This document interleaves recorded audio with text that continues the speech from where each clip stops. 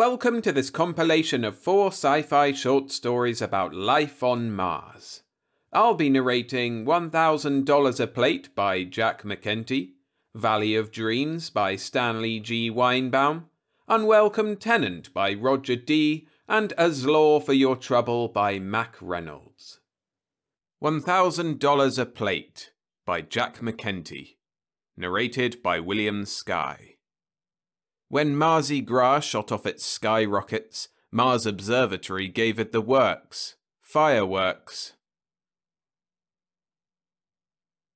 Sunset on Mars is a pale, washed-out, watery sort of procedure that is hardly worth looking at.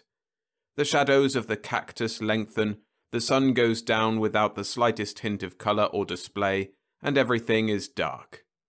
About once a year there is one cloud that turns pink briefly.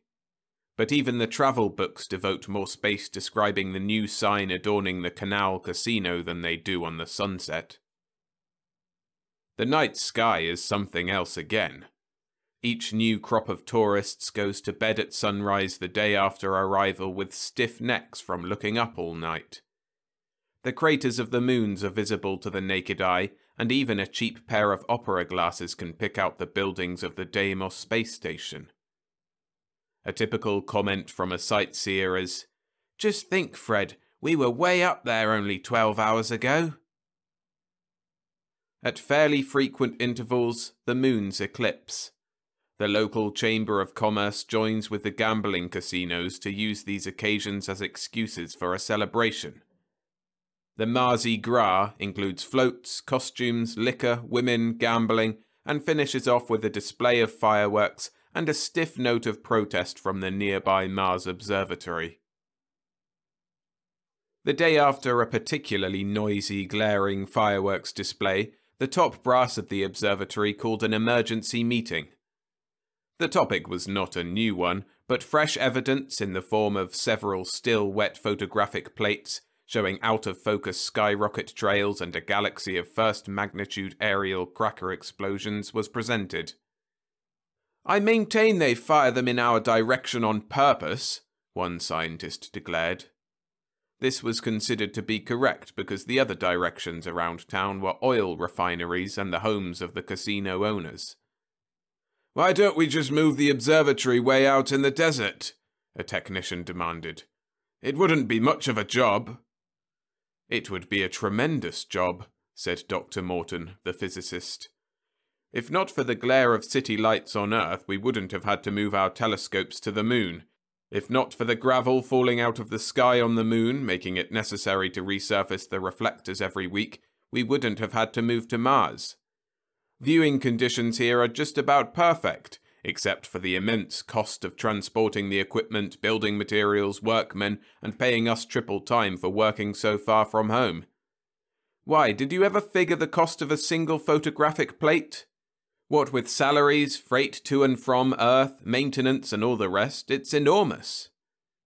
"Then why don't we cut down the cost of ruined exposures," asked the technician, "by moving the observatory away from town?" "Because," Dr. Morton explained, "we'd have to bring in crews to tear the place down, other crews to move it, still more crews to rebuild it. Not to mention unavoidable breakage and replacement, which involve more freight from Earth. At $7.97 per pound dead weight, well, you figure it out." "So we can't move, and we can't afford ruined $1,000 plates," said the scientist who had considered himself a target for the fireworks. "Then what's the answer?" The usual suggestion was proposed that a delegation approach the town council to follow up the letter of protest. A search through the past meeting's minutes showed that this had never accomplished anything up to date. A recent arrival to the observatory mentioned that their combined brain power should be enough to beat the games and thus force the casino owners, who were the real offenders, out of business. One of the scientists, who had already tried that very scheme on a small scale, reported his results. He proved with his tabulations that, in this instance, science, in the guise of the law of averages, was unfortunately against them. Dr. Morton rose to his feet. The other men listened to his plan, at first with shocked horror, then with deep interest, and finally in wild exultation. The meeting broke up with most of the members grinning from ear to ear. "It's lucky Dr. Morton is a physicist," said one of the directors. "No astronomer would ever have thought of that." A few days later, a modest little ad appeared in the weekly publication What to Do in Marsport. It did not try to compete with any of the casino ads, all of which featured pretty girls, but it had a unique heading. "Free. For the first time ever, your horoscope scientifically cast by the staff of the famous Mars Observatory. Learn your luck, your future. Write or call Mars Observatory. No charge, no obligation." Since the horoscopes being offered were about the only things on Mars that didn't cost the tourists any money, the response was great. The recipient of a horoscope found a mimeographed folder which contained 3 pages describing the present positions of the planets, where to look for Earth in the sky, and what science hoped to learn the next time Mercury was in transit. The 4th page held the kicker. It said that while the tourist's luck would be better than average at most of the gambling houses, he would lose consistently if he played at Harvey's club. Within 2 days, the only people playing at Harvey's were the shills. The following day, the visitors to the observatory included Harvey. The gambler was welcomed with mingled respect for his money and contempt for his occupation. He was taken immediately to see Dr. Morton, who greeted him with a sly smile. Harvey's conversation was brief and to the point. "How much?" he asked, waving a horoscope under Dr. Morton's nose. "Just a promise," said the scientist. Harvey said nothing but looked sullen. "You are on the town council," Morton continued.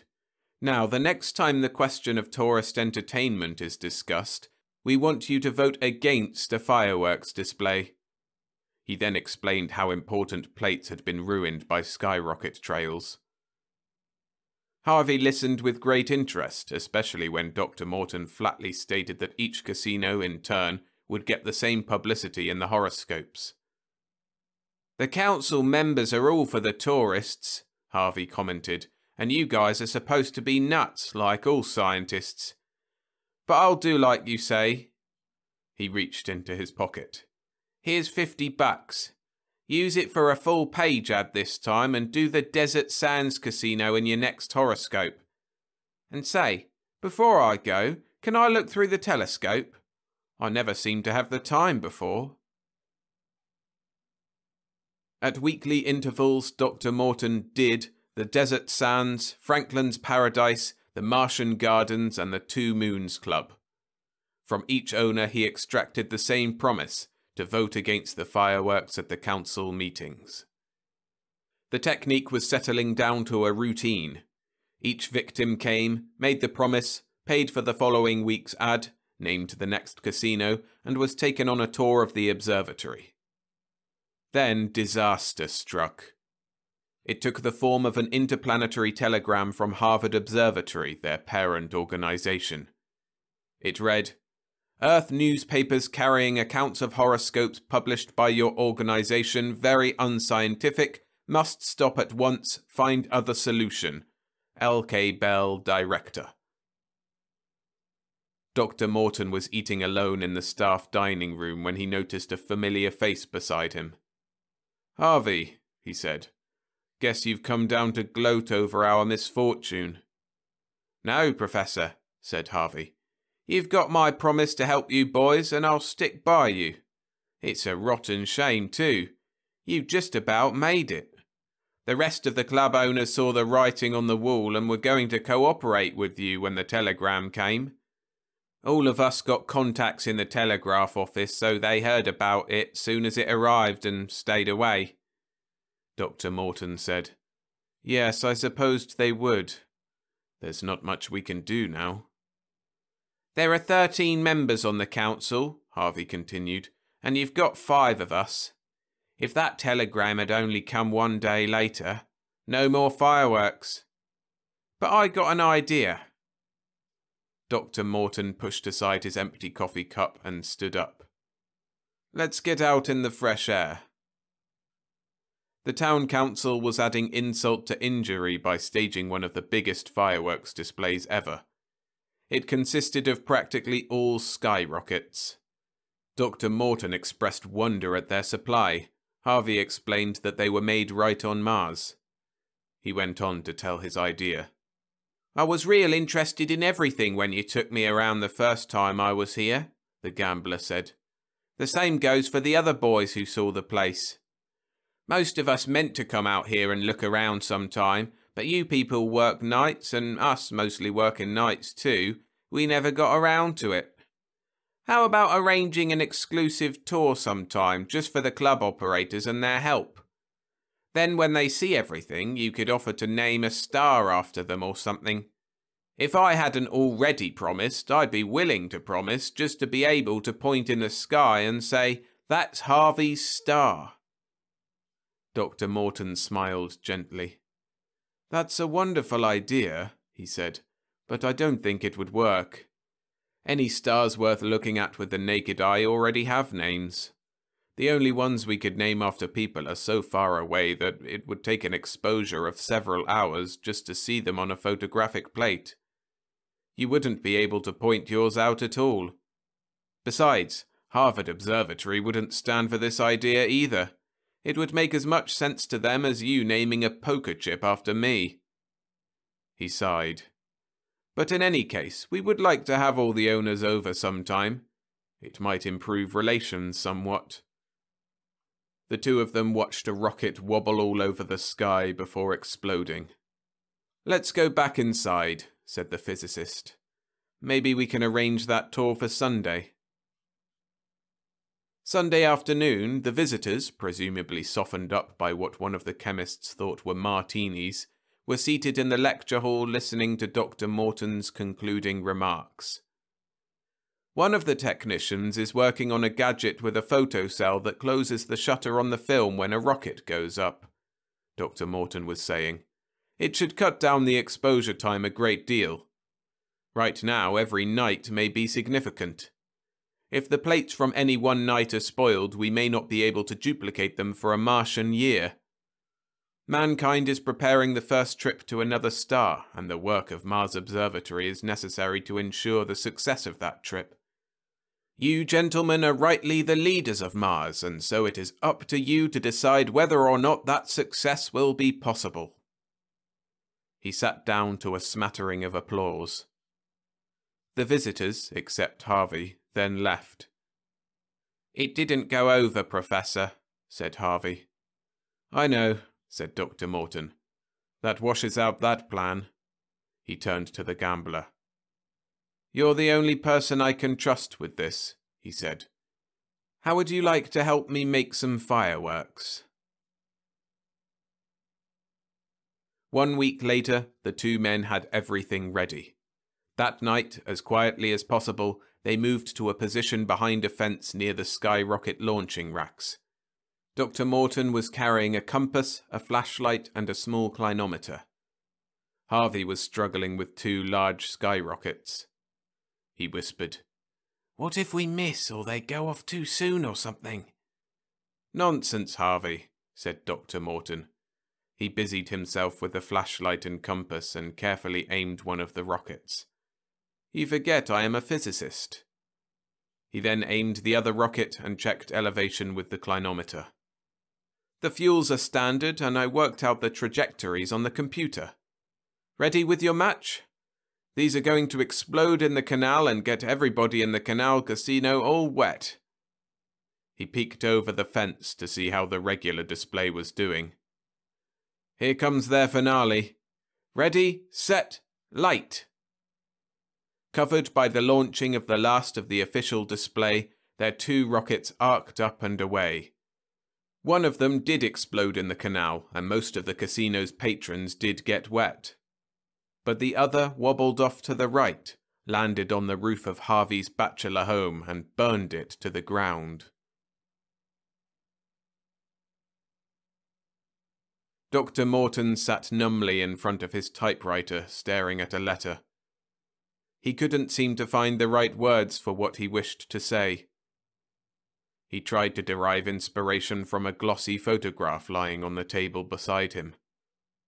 It had what looked like another skyrocket trail on it. Before he could answer it, the door opened and Harvey walked in, accompanied by 2 men with muscles. "I haven't seen you since the accident, Professor," he said. "I've been trying to write you a letter," said Dr. Morton, "to tell you how sorry I am about what happened. And I also have to thank you for getting that law against fireworks through the council. I am extremely sorry it took your house burning down to convince them." "I keep my promises," said Harvey. One of the men with muscles turned the radio on, loud. "We're trying to get up a collection among the staff to help pay for your losses," said Dr. Morton, "but the director suggested a more permanent kind of remembrance." He picked up the photograph. "This will be one of the brightest objects in the sky in a few months. It won't be back again for thousands of years, but it will be around for a good while. We've just discovered it, and it is our privilege to call it Harvey's Comet." "That's nice," said Harvey. The first of the 2 men went around pulling down blinds. The other went into the bathroom and started filling the tub. "Well," said the physicist, looking tired and old, "I guess there's nothing more I can say." "Oh, yes there is, Professor," said Harvey with a sudden grin on his face. He turned to his muscle men. "You 2 guys cut out the comedy and bring it in now." The 2 men followed his instructions. "You see, Professor," the gambler continued, "I took a beating on the house, but the other club boys chipped in and made up all my losses, so I don't need your money at all. Besides, I have 2 things to thank you for. First, I heard about the comet from one of your men, and it's the nicest thing anybody's ever done for me." One of his men came back with what looked like a round candy box. "Second, that fire was the best publicity stunt I could get. It made the papers back on Earth, and all the new tourists are packing into the Harvey Club. Even the other operators are playing my tables. That's why I want you to have this." He handed Dr. Morton the box. It read Harvey's Club in the centre and Dr. Morton's poker chip around the edge. Across the bottom it said 5,000. "That's dollars in it, Professor," said Harvey. "Don't spend it all in one place."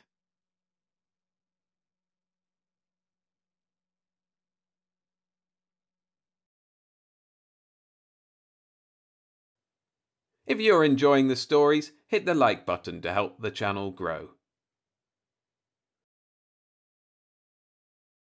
Valley of Dreams by Stanley G. Weinbaum. Narrated by William Skye. Captain Harrison of the Ares expedition turned away from the little telescope in the bow of the rocket. 2 weeks more at the most, he remarked. Mars only retrogrades for 70 days in all relative to the Earth, and we've got to be homeward bound during that period, or wait a year and a half for old Mother Earth to go around the sun and catch up with us again. How'd you like to spend a winter here? Dick Jarvis, chemist of the party, shivered as he looked up from his notebook. I'd just as soon spend it in a liquid air tank, he averred. Those 80 below zero summer nights are plenty for me. Well, mused the captain, the first successful Martian expedition ought to be home long before then. Successful if we get home, corrected Jarvis. I don't trust these cranky rockets, not since the auxiliary dumped me in the middle of Thiel last week. Walking back from a rocket ride is a new sensation to me.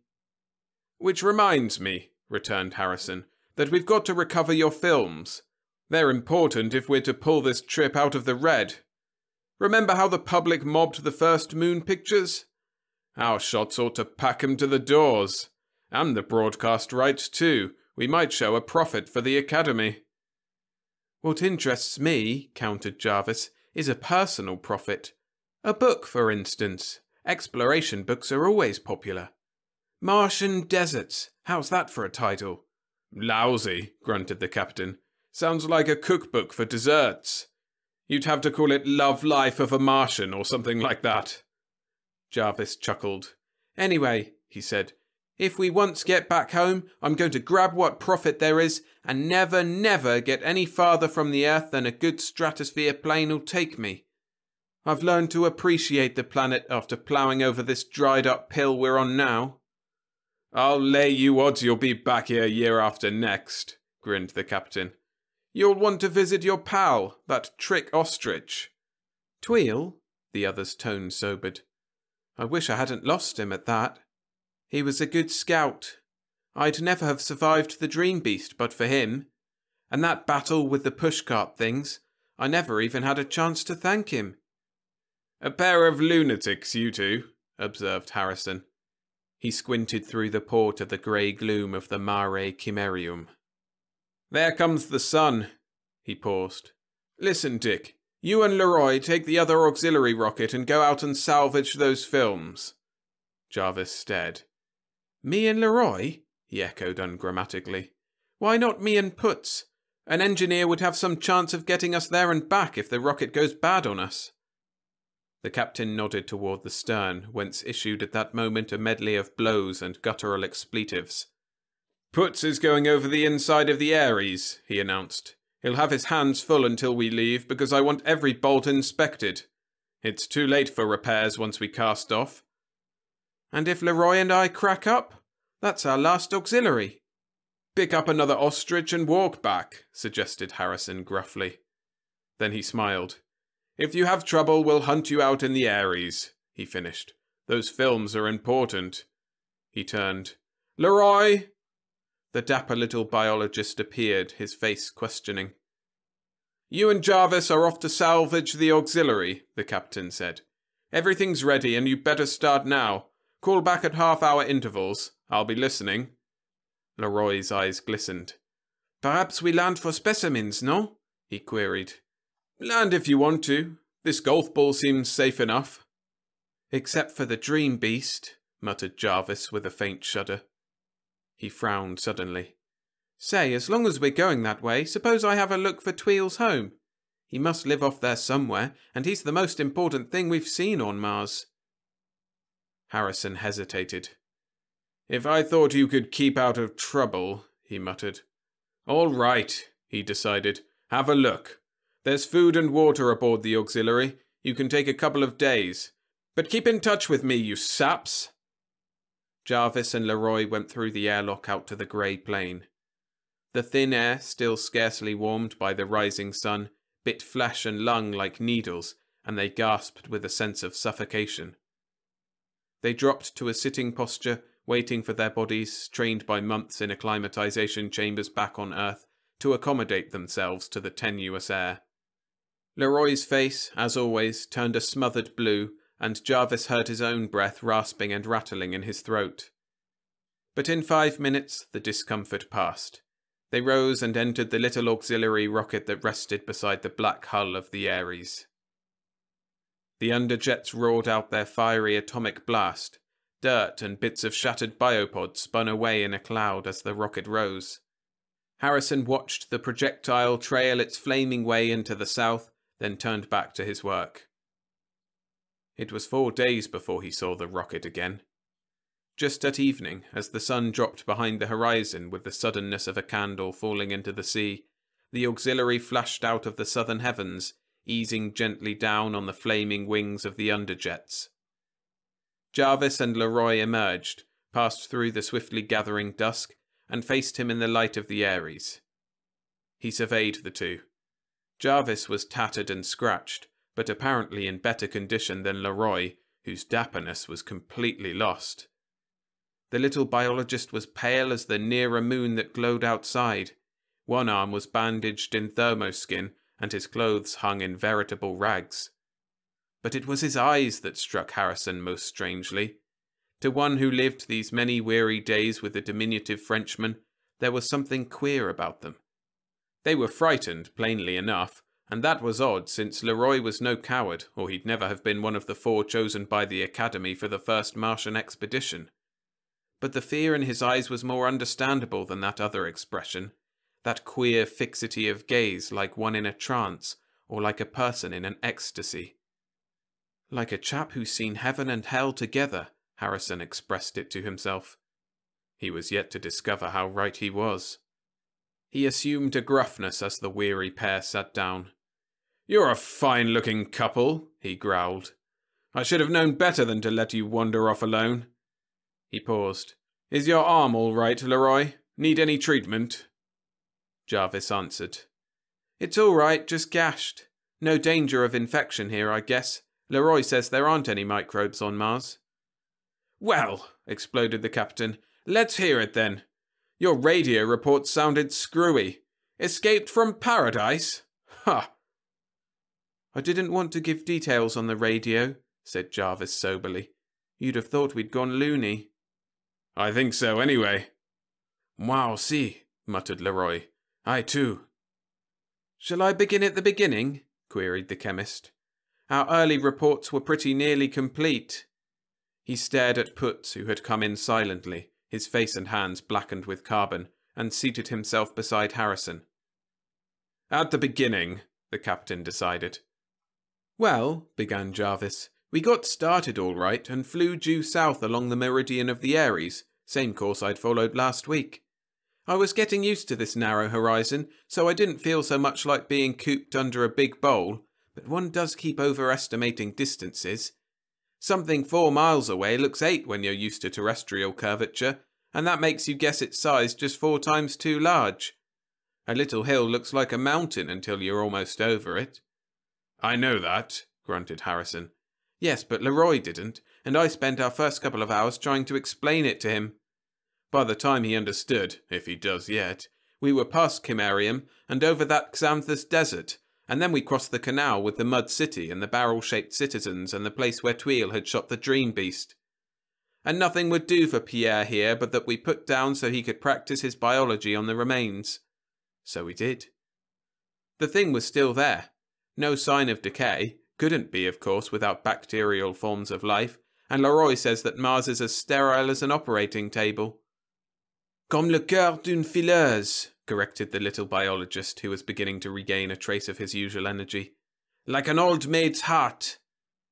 "However," resumed Jarvis, "about 100 of the little grey-green biopods had fastened onto the thing and were growing and branching.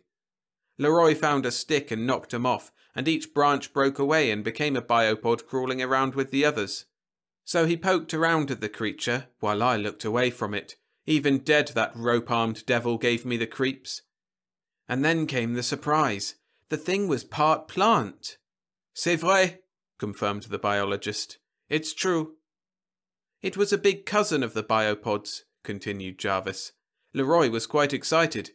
He figures that all Martian life is of that sort, neither plant nor animal. Life here never differentiated, he says. Everything has both natures in it, even the barrel creatures, even Tweel. I think he's right, especially when I recall how Tweel rested, sticking his beak in the ground and staying that way all night. I never saw him eat or drink either. Perhaps his beak was more in the nature of a root and he got his nourishment that way." "Sounds nutty to me," observed Harrison. "Well," continued Jarvis, "we broke up a few of the other growths and they acted the same way. The pieces crawled around, only much slower than the biopods, and then stuck themselves in the ground. Then Leroy had to catch a sample of the walking grass, and we were ready to leave when a parade of the barrel creatures rushed by with their pushcarts. They hadn't forgotten me either. They all drummed out, 'We are Vererens, ouch!' just as they had before. Leroy wanted to shoot one and cut it up, but I remembered the battle Tweel and I had had with them, and vetoed the idea.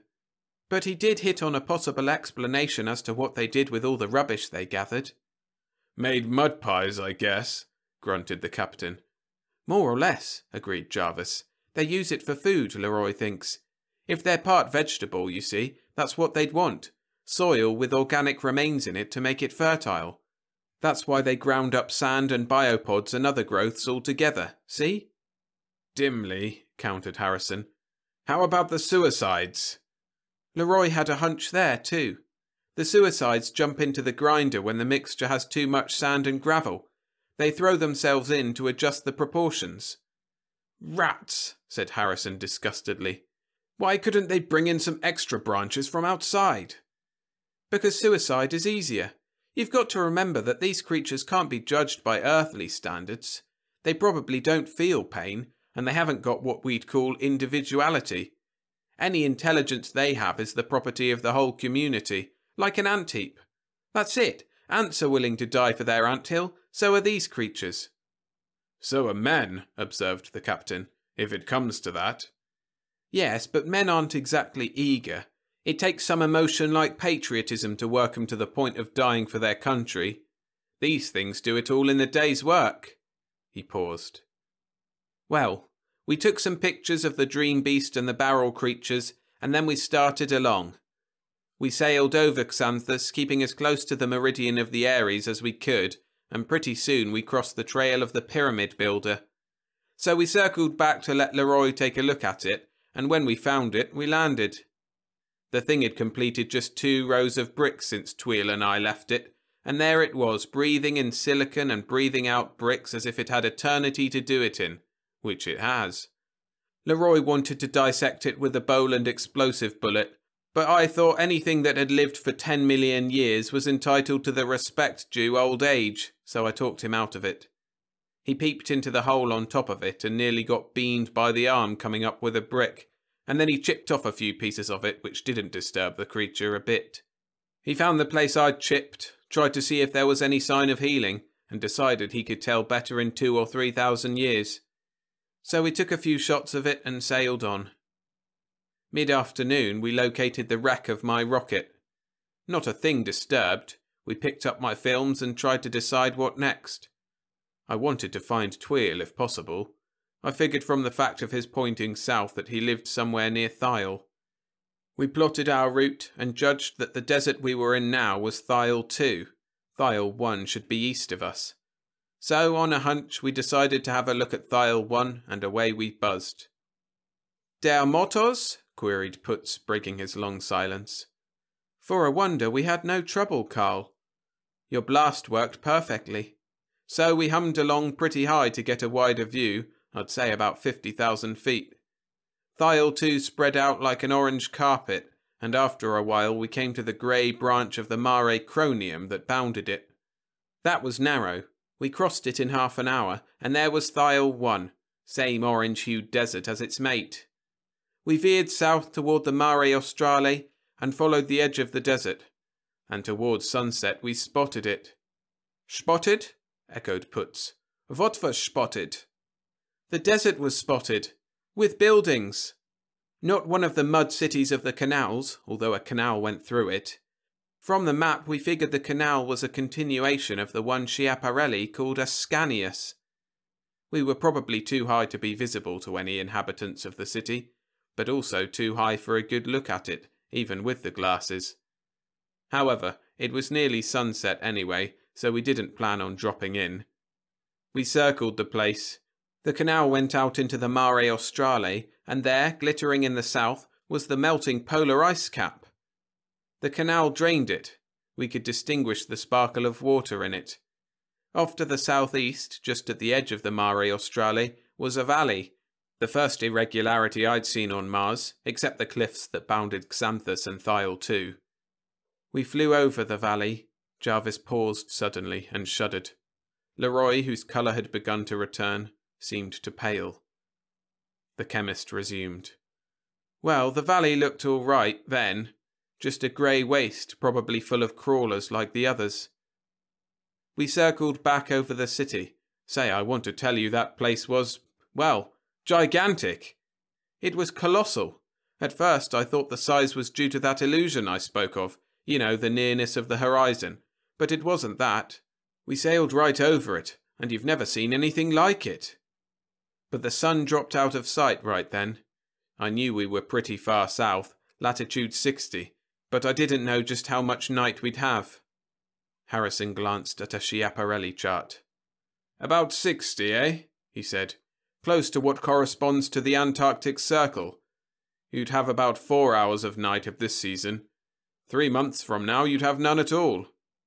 3 months? Echoed Jarvis, surprised. Then he grinned. Right, I forget the seasons here are twice as long as ours. Well, we sailed out into the desert about 20 miles, which put the city below the horizon in case we overslept, and there we spent the night. You're right about the length of it. We had about 4 hours of darkness, which left us fairly rested. We ate breakfast, called our location to you, and started over to have a look at the city. We sailed toward it from the east, and it loomed up ahead of us like a range of mountains. Lord, what a city! Not that New York mightn't have higher buildings, or Chicago cover more ground, but for sheer mass, those structures were in a class by themselves. Gargantuan. There was a queer look about the place, though. You know how a terrestrial city sprawls out, a nimbus of suburbs, a ring of residential sections, factory districts, parks, highways. There was none of that here. The city rose out of the desert as abruptly as a cliff. Only a few little sand mounds marked the division, and then the walls of those gigantic structures. The architecture was strange too. There were lots of devices that are impossible back home, such as setbacks in reverse, so that a building with a small base could spread out as it rose. That would be a valuable trick in New York, where land is almost priceless, but to do it you'd have to transfer Martian gravitation there. Well, since you can't very well land a rocket in a city street, we put down right next to the canal side of the city, took our small cameras and revolvers, and started for a gap in the wall of masonry. We weren't 10 feet from the rocket when we both saw the explanation for a lot of the queerness. The city was in ruin. Abandoned, deserted, dead as Babylon. Or at least so it looked to us then, with its empty streets which, if they had been paved, were now deep under sand. "A ruin, eh?" commented Harrison. "How old?" "How could we tell?" countered Jarvis. "The next expedition to this golf ball ought to carry an archaeologist, and a philologist too, as we found out later. But it's a devil of a job to estimate the age of anything here.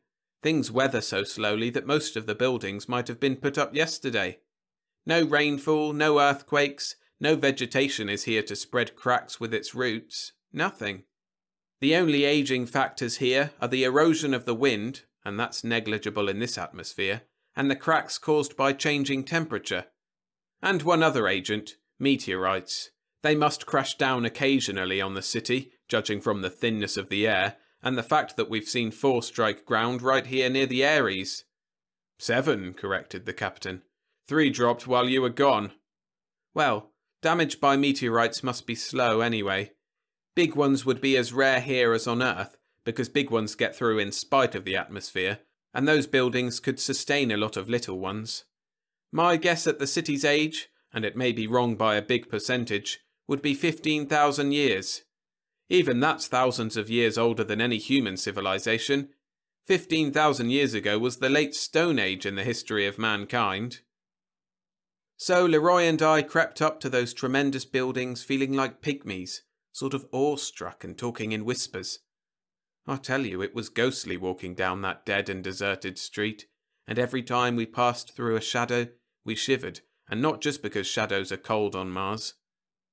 We felt like intruders, as if the great race that had built the place might resent our present even across 150 centuries. The place was as quiet as a grave, but we kept imagining things and peeping down the dark lanes between buildings and looking over our shoulders. Most of the structures were windowless, but when we did see an opening in those vast walls, we couldn't look away, expecting to see some horror peering out of it. Then we passed an edifice with an open arch. The doors were there, but blocked open by sand. I got up nerve enough to take a look inside, and then, of course, we discovered we'd forgotten to take our flashes. But we eased a few feet into the darkness, and the passage debouched into a colossal hall. Far above us a little crack let in a pallid ray of daylight, not nearly enough to light the place. I couldn't even see if the hall rose clear to the distant roof. But I know the place was enormous. I said something to Leroy, and a million thin echoes came slipping back to us out of the darkness. And after that we began to hear other sounds, slithering, rustling noises, and whispers, and sounds like suppressed breathing. and something black and silent passed between us and that faraway crevice of light. Then we saw 3 little greenish spots of luminosity in the dusk to our left. We stood staring at them, and suddenly they all shifted at once. Leroy yelled, "Ce sont des yeux!" And they were eyes. Well, we stood frozen for a moment, while Leroy's yell reverberated back and forth between the distant walls, and the echoes repeated the words in queer, thin voices. There were mumblings and mutterings and whisperings and sounds like strange, soft laughter, and then the 3-eyed thing moved again. Then we broke for the door. We felt better out in the sunlight. We looked at each other sheepishly, but neither of us suggested another look at the buildings inside, though we did see the place later, and that was queer too, but you'll hear about it when I come to it. We just loosened our revolvers and crept on along that ghostly street. The street curved and twisted and subdivided. I kept careful note of our directions, since we couldn't risk getting lost in that gigantic maze. Without our thermo-skin bags, night would finish us, even if what lurked in the ruins didn't. By and by I noticed that we were veering back toward the canal. The buildings ended, and there were only a few dozen ragged stone huts, which looked as though they might have been built of debris from the city. I was just beginning to feel a bit disappointed at finding no trace of Tweel's people here, when we rounded a corner, and there he was. I yelled, "Tweel!" but he just stared. And then I realized that he wasn't Tweel, but another Martian of his sort. Tweel's feathery appendages were more orange-hued, and he stood several inches taller than this one. Leroy was sputtering in excitement, and the Martian kept his vicious beak directed at us, so I stepped forward as peacemaker. I said, "Tweel?" very questioningly, but there was no result. I tried it a dozen times, and we finally had to give it up. We couldn't connect. Leroy and I walked toward the huts, and the Martian followed us. Twice he was joined by others, and each time I tried yelling "Tweel" at them, but they just stared at us. So we ambled on with the 3 trailing us, and then it suddenly occurred to me that my Martian accent might be at fault. I faced the group and tried trilling it out the way Tweel himself did. "Trweerl," like that. And that worked.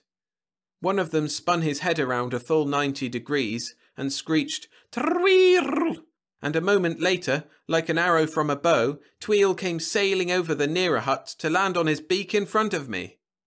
Man, we were glad to see each other. Tweel set up a twittering and chirping like a farm in summer and went sailing up and coming down on his beak, and I would have grabbed his hands, only he wouldn't keep still long enough. The other Martians and Leroy just stared, and after a while Tweel stopped bouncing, and there we were. We couldn't talk to each other any more than we could before, so after I'd said "Tweel" a couple of times and he'd said "Tick," we were more or less helpless. However, it was only mid-morning, and it seemed important to learn all we could about Tweel and the city, so I suggested that he guide us around the place if he weren't busy. I put over the idea by pointing back at the buildings and then at him and us. Well, apparently he wasn't too busy, for he set off with us, leading the way with one of his 150-foot nosedives that set Leroy gasping. When we caught up, he said something like, 1, 1, 2, 2, 2, 4, no, yes, yes, rock, no, breet. That didn't seem to mean anything. Perhaps he was just letting Leroy know that he could speak English, or perhaps he was merely running over his vocabulary to refresh his memory. Anyway, he showed us around. He had a light of sorts in his black pouch, good enough for small rooms, but simply lost in some of the colossal caverns we went through. 9 out of 10 buildings meant absolutely nothing to us, just vast empty chambers, full of shadows and rustlings and echoes. I couldn't imagine their use. They didn't seem suitable for living quarters, or even for commercial purposes, trade and so forth. They might have been all right as powerhouses, but what could have been the purpose of a whole city full? And where were the remains of the machinery? The place was a mystery. Sometimes Tweel would show us through a hall that would have housed an ocean liner, and he'd seem to swell with pride, and we couldn't make a damn thing of it. As a display of architectural power, the city was colossal. As anything else, it was just nutty. But we did see one other thing that registered. We came to that same building Leroy and I had entered earlier, the one with the 3 eyes in it. Well, we were a little shaky about going in there, but Tweel twittered and trilled and kept saying, "Yes, yes, yes." So we followed him, staring nervously about for the thing that had watched us. However, that hall was just like the others, full of murmurs and slithering noises, and shadowy things slipping away into corners. If the 3-eyed creature was still there, it must have slunk away with the others. Tweel led us along the wall. His light showed a series of little alcoves, and in the first of these we ran into a puzzling thing, a very weird thing. As the light flashed into the alcove, I saw first just an empty space, and then, squatting on the floor, I saw it. A little creature, about as big as a large rat it was, grey and huddled and evidently startled by our appearance. It had the queerest, most devilish little face, pointed ears or horns, and satanic eyes that seemed to sparkle with a sort of fiendish intelligence. Tweel saw it too, and let out a screech of anger, and the creature rose on 2 pencil-thin legs and scuttled off with a half-terrified, half-defiant squeak. It darted past us into the darkness too quickly even for Tweel, and as it ran, something waved on its body like the fluttering of a cape. Tweel screeched angrily at it and set up a shrill hullabaloo that sounded like genuine rage. But the thing was gone, and then I noticed the weirdest of imaginable details. Where it had squatted on the floor was a book. It had been hunched over a book. I took a step forward. Sure enough, there was some sort of inscription on the pages. Wavy white lines like a seismograph record, on black sheets like the material of Tweel's pouch. Tweel fumed and whistled in wrath, picked up the volume, and slammed it into place on a shelf full of others. Leroy and I stared dumbfounded at each other. Had the little thing with the fiendish face been reading? Or was it simply eating the pages, getting physical nourishment rather than mental? Or had the whole thing been accidental? If the creature were some rat-like pest that destroyed books, Tweel's rage was understandable. But why should he try to prevent an intelligent being, even though of an alien race, from reading, if it was reading? I don't know. I did notice that the book was entirely undamaged, nor did I see a damaged book among any that we handled. But I have an odd hunch that if we knew the secret of the little cape-clothed imp, we'd know the mystery of the vast abandoned city and of the decay of Martian culture. Well, Tweel quieted down after a while and led us completely around that tremendous hall. It had been a library, I think. At least there were thousands upon thousands of those queer black-paged volumes printed in wavy lines of white. There were pictures too in some, and some of these showed Tweel's people. That's a point, of course. It indicated that his race built the city and printed the books. I don't think the greatest philologist on earth will ever translate one line of those records. They were made by minds too different from ours. Tweel could read them, naturally. He twittered off a few lines, and then I took a few of the books, with his permission. He said no, no to some, and yes, yes to others. Perhaps he kept back the ones his people needed, or perhaps he let me take the ones he thought we'd understand most easily. I don't know. The books are outside there in the rocket. Then he held that dim torch of his toward the walls, and they were pictured. Lord, what pictures! They stretched up and up into the blackness of the roof, mysterious and gigantic. I couldn't make much of the first wall. It seemed to be a portrayal of a great assembly of Tweel's people.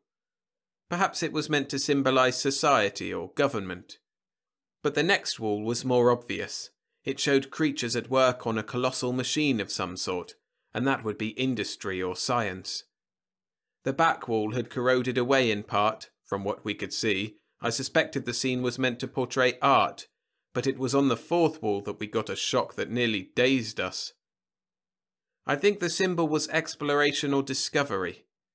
This wall was a little plainer because the moving beam of daylight from that crack lit up the higher surface and Tweel's torch illuminated the lower. We made out a giant seated figure one of the beaked Martians like Tweel, but with every limb suggesting heaviness, weariness. The arms dropped inertly on the chair, the thin neck bent, and the beak rested on the body, as if the creature could scarcely bear its own weight. And before it was a queer kneeling figure, and at sight of it, Leroy and I almost reeled against each other. It was, apparently, a man. "A man?" bellowed Harrison. "A man, you say?" "I said apparently," retorted Jarvis. The artist had exaggerated the nose almost to the length of Tweel's beak, but the figure had black shoulder-length hair, and instead of the Martian 4, there were 5 fingers on its outstretched hand. It was kneeling as if in worship of the Martian, and on the ground was what looked like a pottery bowl full of some food as an offering. Well, Leroy and I thought we'd gone screwy. "And Puds and I think so too," roared the captain. "Maybe we all have," replied Jarvis with a faint grin at the pale face of the little Frenchman, who returned it in silence. "Anyway," he continued, "Tweel was squeaking and pointing at the figure and saying 'tick, tick,' so he recognised the resemblance. And never mind any cracks about my nose," he warned the captain. It was Leroy who made the important comment. He looked at the Martian and said Thoth, the god Thoth. "Oui," confirmed the biologist. "Comme l'Egypte." "Yeah," said Jarvis, "like the Egyptian ibis-headed god, the one with the beak." Well, no sooner did Tweel hear the name Thoth than he set up a clamour of twittering and squeaking. He pointed at himself and said, "Thoth, Thoth," and then waved his arm all around and repeated it. Of course, he often did queer things, but we both thought we understood what he meant. He was trying to tell us that his race called themselves Thoth.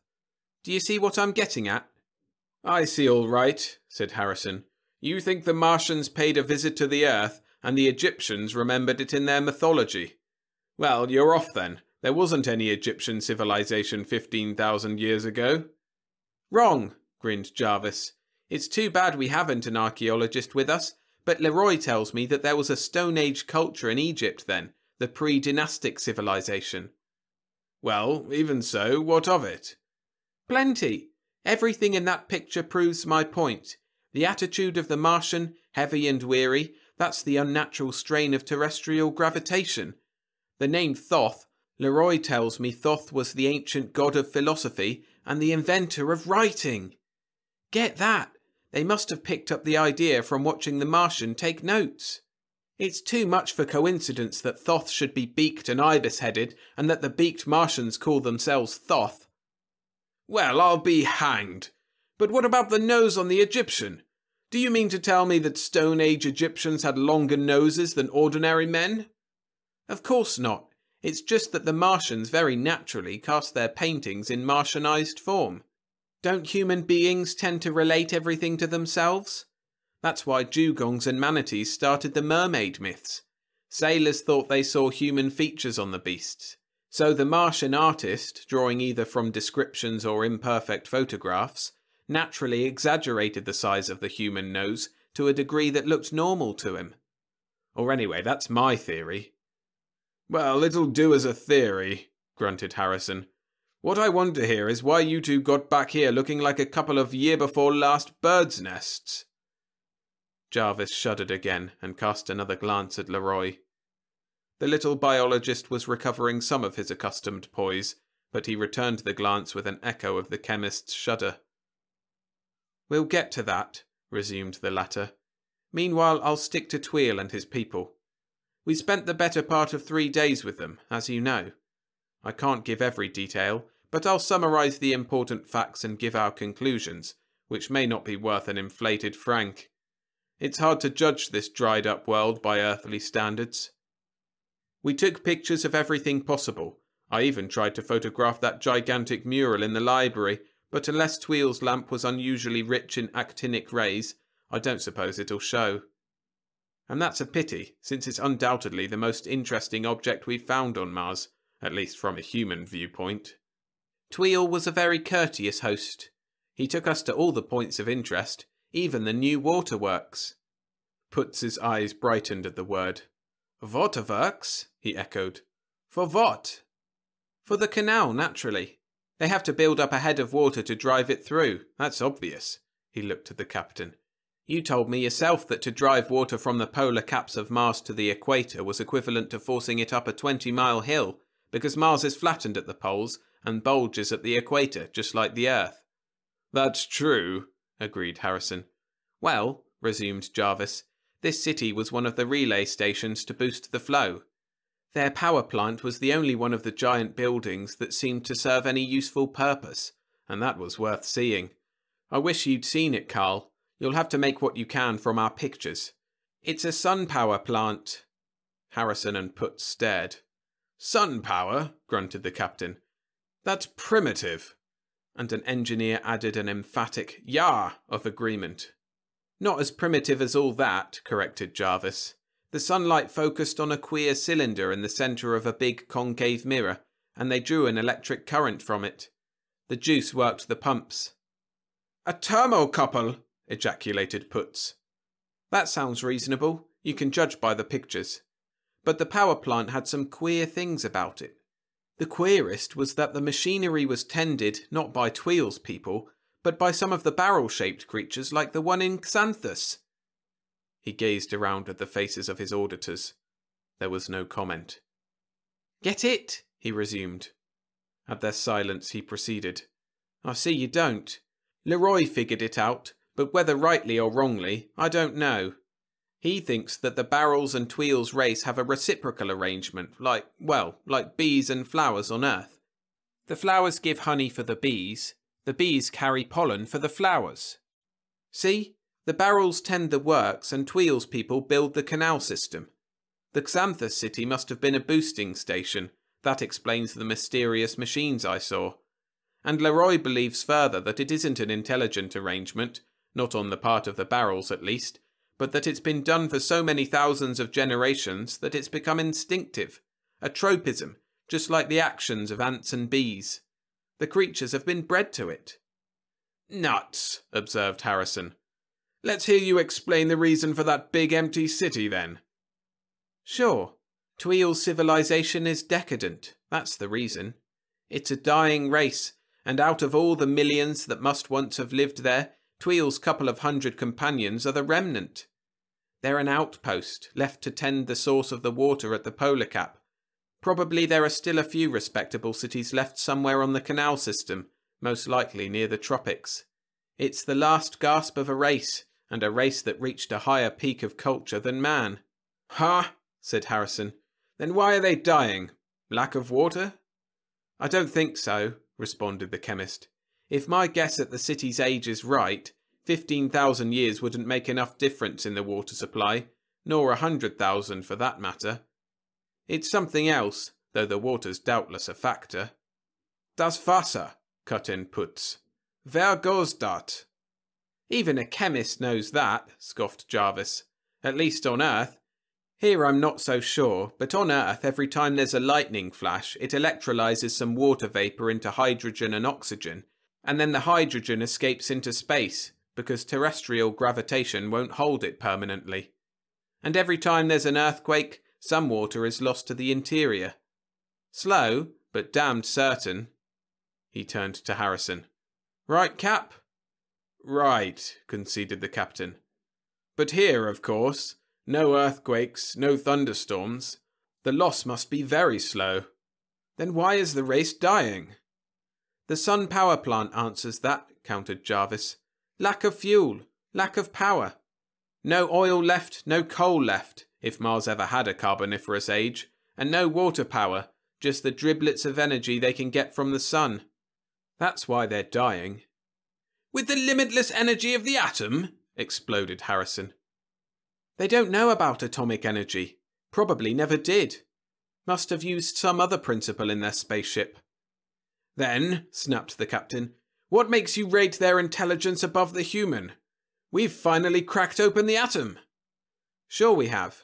We had a clue, didn't we? Radium and uranium. Do you think we'd ever have learned how without those elements? We'd never even have suspected that atomic energy existed. Well, haven't they? No, they haven't. You've told me yourself that Mars has only 73% of the Earth's density. Even a chemist can see that that means a lack of heavy metals.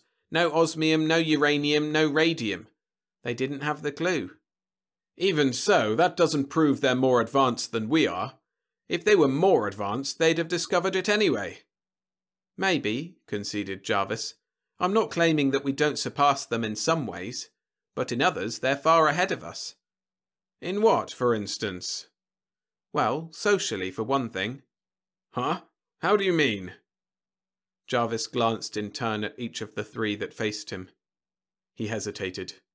I wonder how you chaps will take this, he muttered. Naturally, everybody likes his own system best. He frowned. Look here, on the Earth we have 3 types of society, haven't we? And there's a member of each type right here. Putz lives under a dictatorship, an autocracy. Leroy's a citizen of the 6th Commune in France. Harrison and I are Americans, members of a democracy. There you are, autocracy, democracy, communism. The 3 types of terrestrial societies. Tweel's people have a different system from any of us. Different? What is it? The one no earthly nation has tried. Anarchy. Anarchy? The captain and Putz burst out together. That's right. But, Harrison was sputtering, what do you mean they're ahead of us? Anarchy? Bah! All right, bah, retorted Jarvis. I'm not saying it would work for us or of any race of men, but it works for them. But anarchy! The captain was indignant. Well, when you come right down to it, argued Jarvis defensively, anarchy is the ideal form of government, if it works. Emerson said that the best government was that which governs least, and so did Wendell Phillips, and I think George Washington. And you can't have any form of government which governs less than anarchy, which is no government at all. The captain was spluttering. But it's unnatural. Even savage tribes have their chiefs. Even a pack of wolves has its leader. Well, retorted Jarvis defiantly, that only proves that government is a primitive device, doesn't it? With a perfect race you wouldn't need it at all. Government is a confession of weakness, isn't it? It's a confession that part of the people won't cooperate with the rest, and that you need laws to restrain those individuals, which a psychologist calls antisocial. If there were no antisocial persons, criminals and such, you wouldn't need laws or police, would you? But government! You'd need government! How about public works, wars, taxes? No wars on Mars, in spite of being named after the war god. No point in wars here. The population is too thin and too scattered, and besides it takes the help of every single community to keep the canal system functioning. No taxes because, apparently, all individuals cooperate in building public works. No competition to cause trouble because anybody can help himself to anything. As I said, with a perfect race, government is entirely unnecessary. And do you consider the Martians a perfect race? Asked the captain grimly. Not at all. But they've existed so much longer than man that they're evolved, socially at least, to the point where they don't need government. They work together, that's all. Jarvis paused. Queer, isn't it? As if Mother Nature were carrying on 2 experiments, one at home and one on Mars. On Earth it's trial of an emotional, highly competitive race in a world of plenty. Here it's the trial of a quiet, friendly race on a desert, unproductive and inhospitable world. Everything here makes for cooperation. Why, there isn't even the factor that causes so much trouble at home. Sex. Huh? Yeah, Tweel's people reproduce just like the barrels in the mud cities. 2 individuals grow a third one between them. Another proof of Leroy's theory that Martian life is neither animal nor vegetable. Besides, Tweel was a good enough host to let him poke down his beak and twiddle his feathers, and the examination convinced Leroy. Oui, confirmed the biologist. It is true. But anarchy, grumbled Harrison disgustedly. It would show up on a dizzy, half-dead pill like Mars. It'll be a good many centuries before you'll have to worry about it on Earth, grinned Jarvis. He resumed his narrative. Well, we wandered through that sepulchral city, taking pictures of everything. And then, Jarvis paused and shuddered. Then I took a notion to have a look at that valley we'd spotted from the rocket. I don't know why. but when we tried to steer Tweel in that direction, he set up such a squawking and screeching that I thought he'd gone batty. If possible, jeered Harrison. So we started over there without him. He kept wailing and screaming, "No, no, no, tick!" But that made us the more curious. He sailed over our heads and stuck on his beak and went through a dozen other antics, but we ploughed on, and finally he gave up and trudged disconsolately along with us. The valley wasn't more than a mile southeast of the city. Tweel could have covered the distance in 20 jumps, but he lagged and loitered and kept pointing back at the city and wailing, "No, no, no!" Then he'd sail up into the air and zip down on his beak directly in front of us, and we'd have to walk around him. I'd seen him do lots of crazy things before, of course. I was used to them, but it was as plain as print that he didn't want us to see that valley. "Why?" queried Harrison. "You asked why we came back like tramps," said Jarvis with a faint shudder. "You'll learn." We plugged along up a low rocky hill that bounded it, and as we neared the top, Tweel said, "No breet, tick, no breet." Well, those were the words he used to describe the silicon monster. They were also the words he had used to tell me that the image of Fancy Long, the one that had almost lured me to the dream beast, wasn't real. I remembered that, but it meant nothing to me then. Right after that, Tweel said, "You 112, he 112, and then I began to see. That was the phrase he had used to explain the dream beast, to tell me that what I thought, the creature thought, to tell me how the thing lured its victims by their own desires. So I warned Leroy. It seemed to me that even the dream beast couldn't be dangerous if we were warned and expecting it. Well, I was wrong. As we reached the crest, Tweel spun his head completely around, so his feet were forward, but his eyes looked backward, as if he feared to gaze into the valley. Leroy and I stared out over it, just a grey waste like this around us, with the gleam of the South Polar Cap far beyond its southern rim. That's what it was 1 second. The next, it was paradise. "What?" exclaimed the captain. Jarvis turned to Leroy. "Can you describe it?" he asked. The biologist waved helpless hands. "C'est impossible," he whispered. "Il me rend mou." "It strikes me dumb too," muttered Jarvis. "I don't know how to tell it. I'm a chemist, not a poet.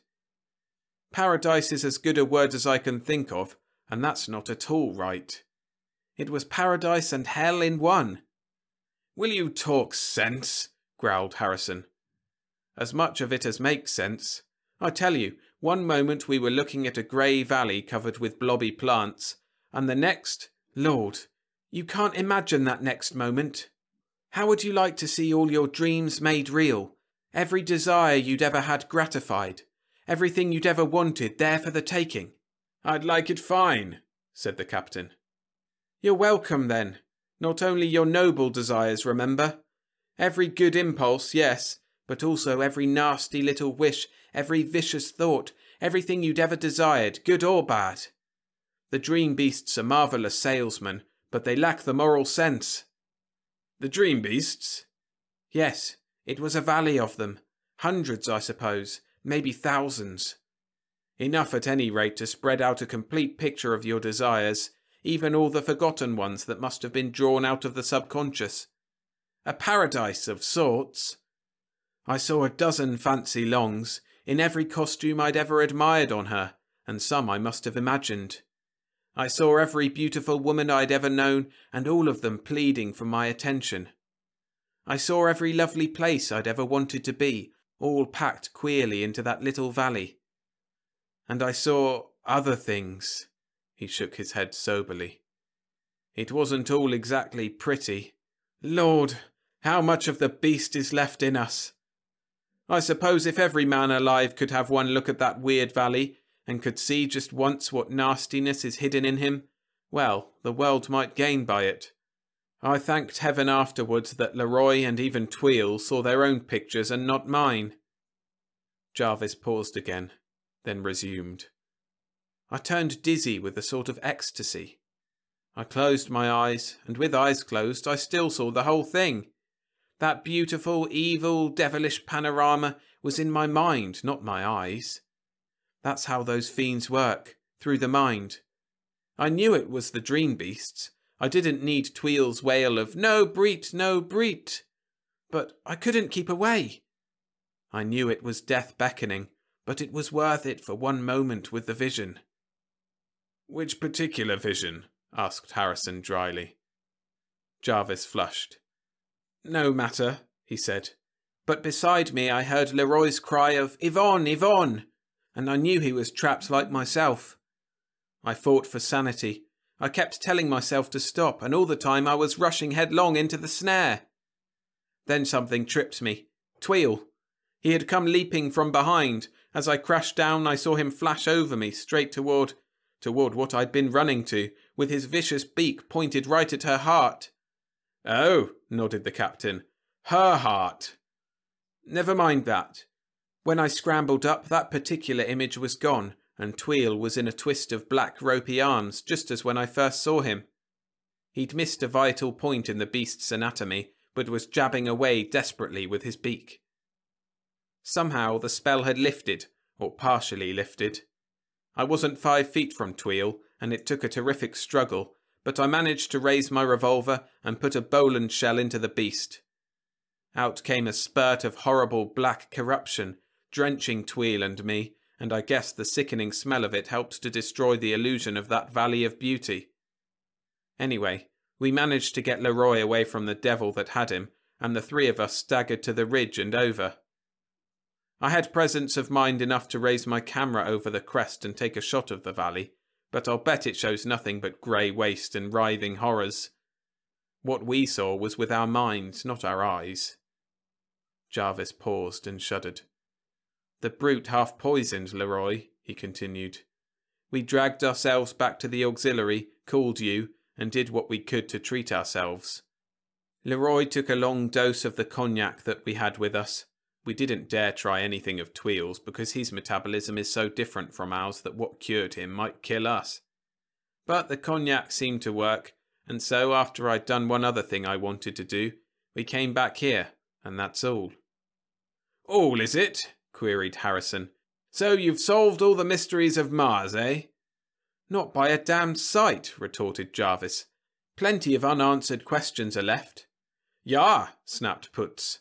"Der evaporation. Dot is stoppt how?" "In the canals? I wondered about that too. In those thousands of miles and against this low air pressure, you'd think they'd lose a lot. But the answer's simple. They float a skin of oil on the water." Putz nodded, but Harrison cut in. "Here's a puzzler.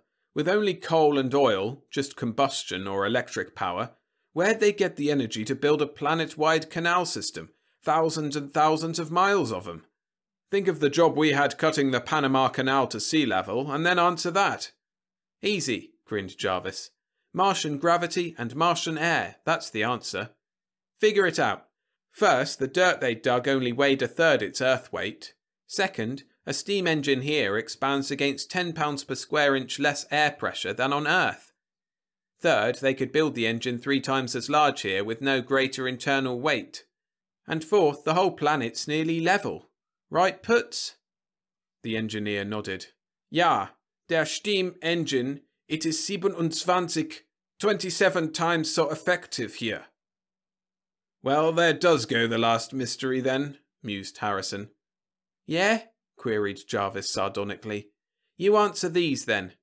What was the nature of that vast empty city? Why do the Martians need canals, since we never saw them eat or drink? Did they really visit the Earth before the dawn of history? And if not atomic energy, what powered their ship? Since Tweel's race seems to need little or no water, are they merely operating the canals for some higher creature that does? Are there other intelligences on Mars? If not, what was the demon-faced imp we saw with the book?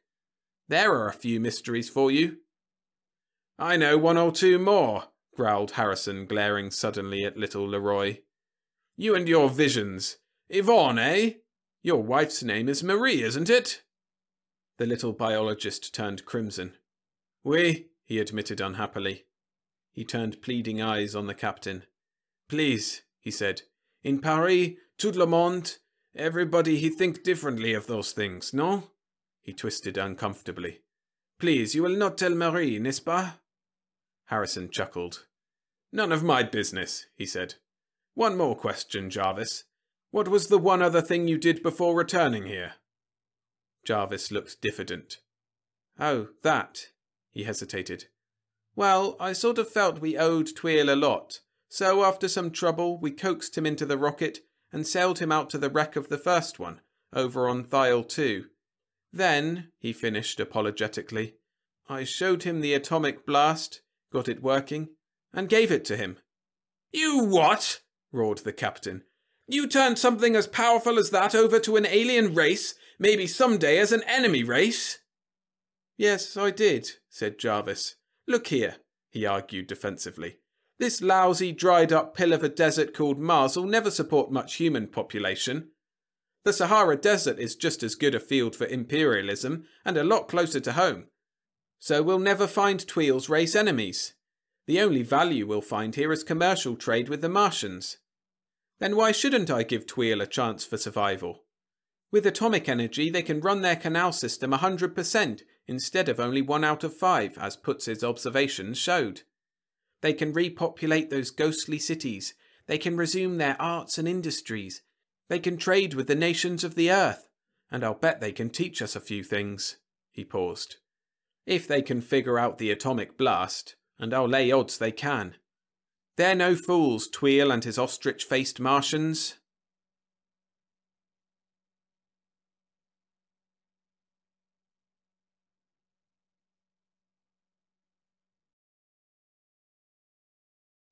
Remember to hit the like button to show me you're enjoying the stories. Thanks. Unwelcome Tenant by Roger D. Narrated by William Skye. The first Earthman to hit deep space discovered what was so terribly wrong with the world he had left behind. Why couldn't he turn back?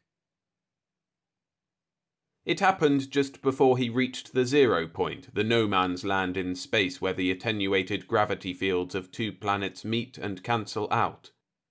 Maynard was dividing his attention equally between the transparent bubble that housed the mind's pendulum and the 2 ports, forward and aft, that broke the steel panelling of the control cubicle. He listened critically to the measured clicking of the Geiger counters and the quiet sibilance of the air purifiers, and in spite of his weightlessness and his total loss of equilibrium, he was quite calm.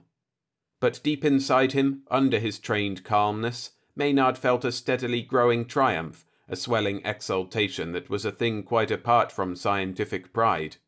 The feeling that he was a pioneer, an advanced guard for a conquering people, elated him and multiplied the eagerness in him when he turned his eyes to the forward port where Mars hung, full and ruddy, a spotted enigmatic disk of promise.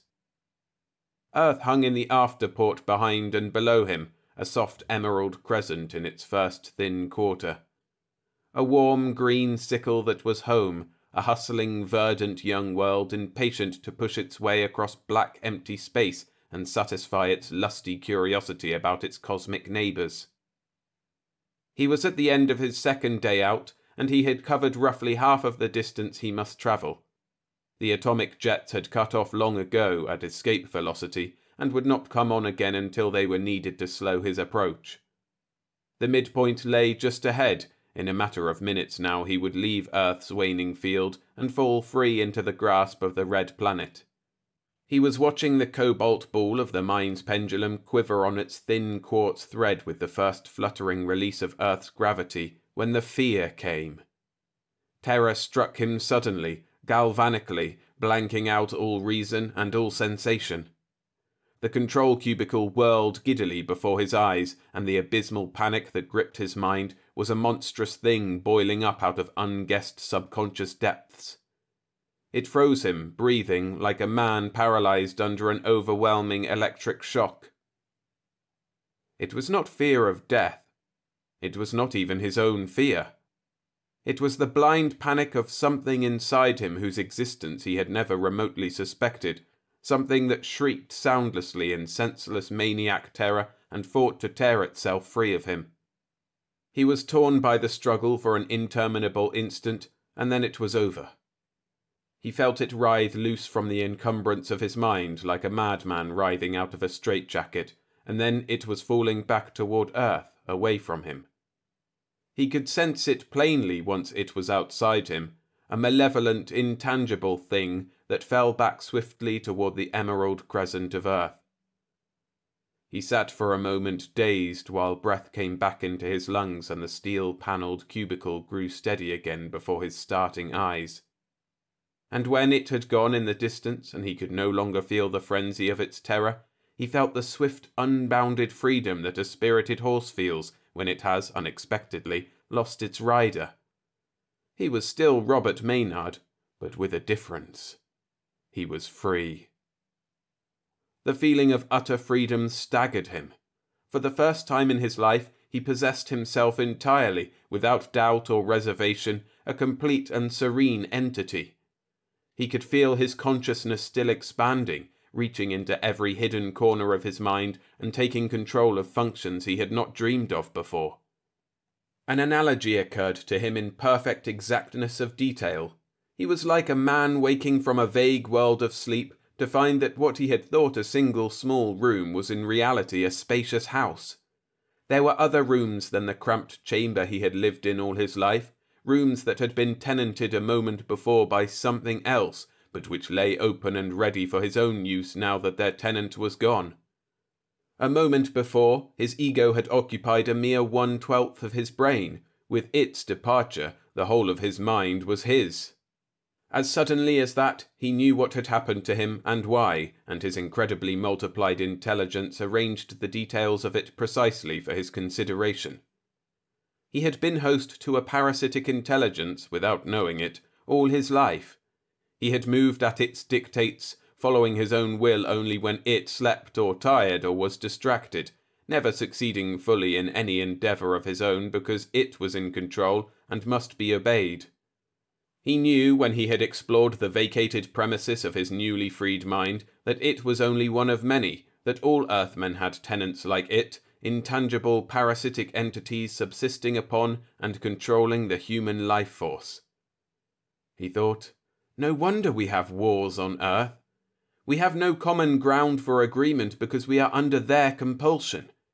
They know our inherent abilities and keep us at each other's throat lest we learn of them and destroy them. Everything that man has accomplished has been done in spite of them. He looked with new eyes at the instrument panel under the forward port and was astonished at the crudity of the engines it controlled. He was primarily an astrophysicist, and his understanding of atomic propulsion had been negligible. Now its every function was clear to him at a glance. Experimentally, he drew a graph of the arc he described through space, and knew to a minute how long it would be before the braking jet slowed his speed for landing. He raised his eyes to the forward port where the ruddy disk of Mars hung framed against the black velvet backdrop of space, like a red jewel burning dully among a random display of lesser brilliance, beckoning him on with the future's illimitable promise. He sat quite still for a time on the padded control couch, thinking intently, testing the new powers of his mind as he might have flexed a newly discovered limb. His first conclusion was inescapable. His tenant had left him because it could not exist outside Earth's gravity. It had been forced to quit him or perish, and its departure had made him the first really free man. They were not invincible. They were not even particularly intelligent in spite of their gift of parasitic control, or his own tenant would have known its danger. The fact that they were gravity-bound entities gave him the first vulnerable chink in their armour, an Achilles heel that offered eventual salvation for men. There would be other ways to be rid of them, and it was his responsibility, as the first free man, to see that others of his kind were freed as he had been. He pictured the harmonious integration of an Earth peopled by free men, and saw clearly the heights men might reach unhampered by their tenants. His own possibilities, when he had summed them up, awed him in their extent. There were no limits to what he could do, no bounds to the knowledge he could accumulate and use. This is what being a man is really like. I can liberate a world. Like Moses, I can set my people free. The thought set his face shining, suffused him with a glow of anticipated triumph. It was all so simple now that he was free. In a few hours he would land on Mars, and in a matter of minutes he could set up a beam transmitter to report back to the scientific foundation that had sent him out. He could not tell his fellows the truth because they were still captive, and their tenants must not be warned, but he could invent a plausible story of easily acquired wealth on Mars that would bring other and larger commercial expeditions swarming after him. With the help of other freed men, he could found a new civilization on the Red Planet, develop means to carry the fight back to Earth and exterminate the tenants utterly. It would take time, but in the end, men would be free. The mind centrifuge spun slowly, and with the swing of its cobalt ball, Maynard felt the shift from terrestrial to Martian gravity. He felt the first tiny tug of weight and the slow returning of equilibrium as his body oriented itself to the growing pull of the new attraction. With the return of equilibrium, he suddenly realized that he was upside down and turned to the control board for correction. The cubicle righted itself, rotating gently until the ruddy, expanding disk of Mars hung below and ahead of the forward port. The mind's pendulum ceased to oscillate, the little cobalt ball hanging stiffly at the end of its taut quartz filament. He was well into the Martian attraction field by now. He made a quick calculation, which once would have taken painstaking hours, and knew that he would release the first braking blast from his forward jets in precisely 10 hours. The little ship would nose into a slowly tightening spiral, avoiding the odd-planed orbits of the two tiny moons, and within minutes of establishing his declaration track, he would be ready to land. He watched eagerly as the red disk of Mars swelled to a mottled globe, blurred already at the edges by atmospheric refraction. Down there on the dead ground of that ancient world, he would set up his equipment and flash back his triumphant message to Earth, a fabulous exultant lie that would bring other men like him swarming to the Red Planet. Free men! Supermen, really, in a new free world. Nothing impossible then. Later, he shut off the braking blast of the forward jets and felt the soft rubber foam padding of the couch rise gently under him as deceleration ceased. He was well into his landing spiral, eating up the paltry thousands of miles that lay between him and the shining future. He lay back on the couch, smiling, his mind busy with the message he would beam back to Earth, planning already the campaign he would carry out. Years must pass before men were freed completely of their tenants, perhaps decades, but time did not matter. It was essentially a simple task, because he and those to come after him would be free of their compulsion, serene, unhampered supermen to whom time was nothing. In the end, they could not fail. Something impinged sharply upon his new perception, a chill, groping tentacle of questioning intelligence. The smile froze on his face. He sat up stiffly, numbed with the unforeseen horror of what was happening to him. The groping ceased, and the hungry intelligence from outside poured into his mind like smoke into an empty room, smothering his feeble attempt at resistance. He rose and went to the forward port, staring dully down at the uprushing sandy wastes, and trying to recall what glorious thing it was that he had been thinking. Or had it been only a dream?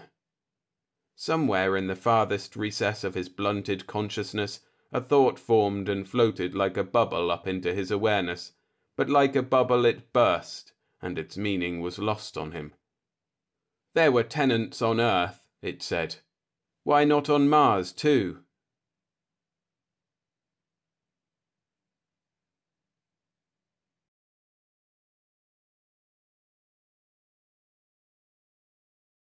A Zloor for Your Trouble by Mack Reynolds. Narrated by William Skye. Prescott stood to make a young fortune if he could capture a Martian Zloor, dead or alive. Was there a catch to it? Only for the hunter. I was sitting on the cot in the little room at the rear of my hangarage, where I keep my equipment and most of my trophies, and cleaning my 257 Roberts when the knock came at the door. It was a sharp, decisive knock. Then the door opened, and I saw Wesley Marks for the first time. It didn't excite me. He said, "Mr. Napoleon Prescott?" I began to say, "Everybody calls me Nap," but then I didn't. There was something about this guy that didn't click with me. Say what you will against snap judgments, I still take my love at first sight and enmity often the same way. For one thing, he gave me the impression of looking for trouble. He was about 6'2", and he had what he obviously thought was an aristocratic face. His nose was the type that used to be called Roman, and looked like it'd be a honey to punch. He was dressed like a million, which didn't particularly impress me either. I'm on the rugged side myself, red-headed and homely to boot. He took in the rifle I was cleaning, and his eyebrows went up questioningly. "Collector?" he asked. Somehow or other he managed to put over the impression that he thought I didn't have the intellect to have a hobby. "Not exactly," I told him. "This is a tool, not a collector's item." There was almost a laugh in his voice now. "You mean you use that relic in your work?" I put the gun down, told myself to take it easy, then said, "They've made a lot of developments in weapons since this rifle was popular, but it still has advantages on certain types of jobs. For instance, if I was after a Kodiak bear up in the Alaska National Park," he snorted, "I'd take a bazooka rifle and be sure who came out on top." "Sure you would," I told him, "and there wouldn't be enough bear left to feed your dogs. I usually work for a zoo or a museum. They either want the animal alive or in good mounting condition. I admit that they've got guns now that one man can carry that'd sink one of the old-time battleships. Okay, but in my line I seldom need one." He didn't like my tone of voice, but he dropped the point and began looking around for a place to sit. I hadn't asked him to sit down, and I didn't now. I said, "Was there something I could do for you?" "I wanted to hire you for a rather lengthy period," he told me. "I'm all booked up for the next 6 months." "This is something rather special." "It always is when somebody wants you to cancel a job with a regular client." He didn't like me any better than I liked him, that was obvious. He said, "This comes under the heading of work for the government." I told him, "There are other professional hunters. Some of them nearly as good as I am." The last was sarcastic. "Possibly better," he said, "but none of them are your size." I could feel my face approaching the colour of my hair at that one. "Keep my size out of it," I snapped. I indicated with a thumb a little statuette on my desk. "The guy my mother named me after was pint-sized too. He got along all right." He looked over at Bonaparte. He said. "Napoleon was a big name once, but he's only a bust now." "Listen," I told him, "you're asking for a bust yourself. Why don't you run along? I'm busy." He ignored me, found a chair that had nothing but a few magazines on it, tossed them to the floor, and sat down. "Your name was brought up because you're the smallest professional hunter on Earth. It'd save a few thousand credits in getting you to Mars and back." That stopped me. "What in Kurt are you talking about?" I growled. "The government wants a specimen, at least one, of a Zloor." "A what?" "A Zloor," he repeated. "A small Martian animal." I scowled at him. "And just why does the government want a Zloor?" "That's a secret." "Okay, I'll tell you another secret. Somebody else can catch the government as Zloor. I've never been off Earth, and I haven't any particular hankering to go now." I picked up the .257 Roberts again and reached for my oil can. He got to his feet, something just this side of a sneer on his face, and said, "I doubt if you could have got one anyway." I said easily, "If anyone else could catch it, I could." He reached for the doorknob. "I'd lay 1,000 credits against that," he said. He began to leave. "Wait a minute, buddy," I snapped. "Are you just sounding off, or have you got 1,000 credits you don't care what happens to?" He turned and faced me. "I am willing to wager 1,000 credits that you can't capture a Zloor." "How big are they?" "About the size of a rabbit." I glowered at him. They very fast, or very poisonous, or what? He shrugged. They can't run quite as fast as a common Terran hare, and I understand they're quite gentle. Then why haven't they been captured? Among other things, Napoleon. He rolled my name over his tongue as though he got a big laugh from it. There have been only a few hundred persons in all that have gone to Mars. Few of them, to my knowledge, have been interested in the life forms there. The expense of freight in space is much too high for Terran zoos to transport Martian life forms, particularly alive, considering the cost of duplicating in the spacecraft the living conditions necessary to— All right, I snapped. Just a minute. I picked up the visophone and dialed rapidly. In seconds, Jerry Mason's friendly pan lit up the screen. Listen, Jerry, I said. Have you ever heard of a Martian's law? His eyebrows went up. Sure, what? Are they particularly fast? No, of course not, but are they dangerous? He grinned, but he was still puzzled. I'd say they were about the least dangerous animal I ever heard of. But Nap, just one more question, Jerry. I'm in a hurry. Do you think I could catch one? I can't think of anything you could catch easier. He started to give one of his short bursts of laughter. But, thanks, Jerry, I told him. See you later. I snapped off the set and turned back to Wesley Marks. All right, answer just one question and I'll take up that bet of yours. What's secret about this? If I tell you, you'll take on the job? The job and the 1,000-credit bet, I grated. Very well. It is suspected that the Zloor is an alien life form. I stared at him. Are you around the corner? I demanded. Of course it's an alien life form. Didn't you just say it's a Martian animal? But some authorities think it is alien to this solar system. At least they suspect so. That's why the government wants a specimen to dissect and thoroughly investigate. They haven't the facilities on Mars, of course, so it will be necessary to bring one back here. I still stared at him. Alien to the solar system? Your roof must be leaking. How would it get here? A sudden suspicion hit me. You mean it's intelligent? I thought there wasn't any intelligent life forms on Mars. He shook his head. It's a stupid herbivorous animal. He shot a glance down at his watch. The shuttle for the space station leaves in 3 hours. Can you make it? I glared at him.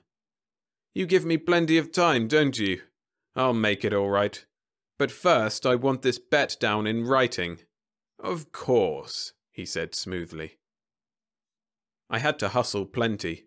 The Zloor wasn't any bigger than a rabbit, and I knew that life forms on Mars were in general small, so I took nothing larger than my little carbine-sized .22 Hornet, another gun that Wesley Marks probably would have sneered at, but which I wouldn't have traded for all the automatics you could shake a stick at. I didn't take much else. No clothes except the shorts I wore when I climbed into the shuttle rocket for the space station. When Marks said freight rates in space were high, he just wasn't whistling, Terra forever. I could buy clothes and any other equipment I needed a good deal cheaper on Mars than the cost of transporting them there would come to. For one thing, when anybody left the colony planet to come back to Terra, they invariably left behind everything in the way of clothing and personal equipment. For another, a certain amount of these things were being manufactured on Mars from native raw materials in an attempt to escape the murderous space rates. After the 4G's acceleration had cut off and we were in free fall, I took the opportunity to read the contract I'd hurriedly signed with Wesley Marks. On thorough reading, the contract didn't seem too bad. All my expenses to and from Mars were paid by Marks. I also got 5 credits a month in the way of salary. No fortune, but average pay for a Terran worker. If I caught a Zloor and brought it back alive, I got a 500 credit bonus. If I brought 2 back alive, a 700 credit bonus. If I brought a dead one back, I got a 300 bonus. Wesley Marks didn't seem to be interested in getting more than 1 dead one, since there wasn't any provision for a larger number. He'd given me to understand that this job was for the government, but from the way the contract read, I was working for the Marks Enterprises. That irritated me for a minute or so, but I finally shrugged it off. He probably had a government contract to secure one of the things. I still couldn't figure out what his angle was, but I knew there must be one. Too much money was involved to make this a routine assignment such as I usually work on for the zoos. Evidently, Marx ran some sort of an expediting outfit which took on off-trail contracts. At this point, I might do a little in the way of describing my trip to the space station which circles Terra and is used as a takeoff point to Luna and the planets. I might go on and tell of my journey from there to the space station in orbit about Mars, and then further still of my shuttling down to Fort Mars, and my first impressions of landing there, of the 1/6 gravity, the thin air, the plastic dome which covers the whole little city. But the trouble is that 100 people a lot quicker with a dictotyper than I am have already done the job. I'll just leave that part of it and take up with my first contact with my fellow Terrans on Mars. One of the old gags is to the effect that when Greek meets Greek, they start a restaurant. Okay, maybe, but I do know this, that when man in general starts up a new colony, one of the first buildings he puts up is a bar. At any rate, as soon as I was settled at the Builtless Hotel, the name of course is a gag, but the place lived up to it, I made my way to Sam's. Now, there's something that invariably happens to people who get around. It's happened to you, if you're one of us. Maybe you're walking through the Congo Game Preserve, figuring there isn't another man, white or otherwise, within 100 kilometers. Suddenly you run into another party, and somebody yells, "Hello, Nap! What in Kurt are you doing here?" The last time you saw him was in San Francisco. Or maybe you're doing some solitary drinking in some obscure bar in Guatemala. The guy next to you looks over and says, "Say, aren't you Nap Prescott, the brother of—" And of course you are. Well, that was it. I hadn't any more got up to the bar and told Sam, "Let me have some of this Martian woji I've been hearing so much about," when I heard somebody yelp, "It's Nap! I'll be a grinning macron if it isn't Nap!" I turned around and there was Mike Holliday, as big as life and twice as drunk. He waddled his bulk over to me, Mike always waddles when he's soused, from the table where he'd been sitting. "By the holy jumping wodo," he crowed. "I'll bet my left arm you came to get a Zloor." I'd been grinning and holding out my hand to clasp his, but that stiffened me. He saw it and began to laugh uproariously. "Another joiner of the club," he yelped. "Come on over and meet your fellow members. You got one of them Wesley contracts too?" That did it. I went over and met the boys. Mike Holliday wasn't the only acquaintance of mine in Fort Mars. In fact, it was like a convention of the outstanding professional hunters of Earth. They all shouted their greetings, some of them laughing so hard tears rolled down their cheeks. Evidently, they got a big kick every time a newcomer was added to their ranks. I shook hands with some, but most were too hilarious to go through the ceremony. Blackie Conover yelled, "I'll bet anybody 2-1 he brought a 22 Hornet to shoot himself as Zloor. 2-1. "Do we look like suckers?" Mike yelled back at him. I sank into a chair and took it for a while. "I can wait," I growled at them. "Sooner or later somebody'll get round to telling me what goes on." "He can wait, he says," Doughbelly fairly yelped in delight. "Brother, he ain't just a whistling terror forever. He can wait. Bring on the woji. Start the initiation." I woke up in the morning in Mike Holliday's apartment. I groaned and told myself that I was sworn off of woji for all time. I didn't know then that Terracide liquor sold for 10 credits a bottle. Mike was grinning down at me. "You'll get used to woji," he said. "I should live so long," I moaned. Then I sat up suddenly in the bed. "You guys wouldn't tell me anything last night," I said. He was still grinning. "That's part of the initiation into the Zloor Club. What do you want to know, Nap?" I swung my feet over the side of the bed and came to a sitting position. I groaned and shook my head in an attempt to clear it. "What are half the professional hunters I know doing on Mars?" He spun a chair around so that the back faced me and straddled it, his arms resting on the top rung. "Same thing you are, Nap. Being suckers for that macron Wesley Marx." I started to say something there, but he interrupted me with a wave of a hand. "This is what it boils down to. Marx has a contract with some branch of the government to bring back one or more Zloors.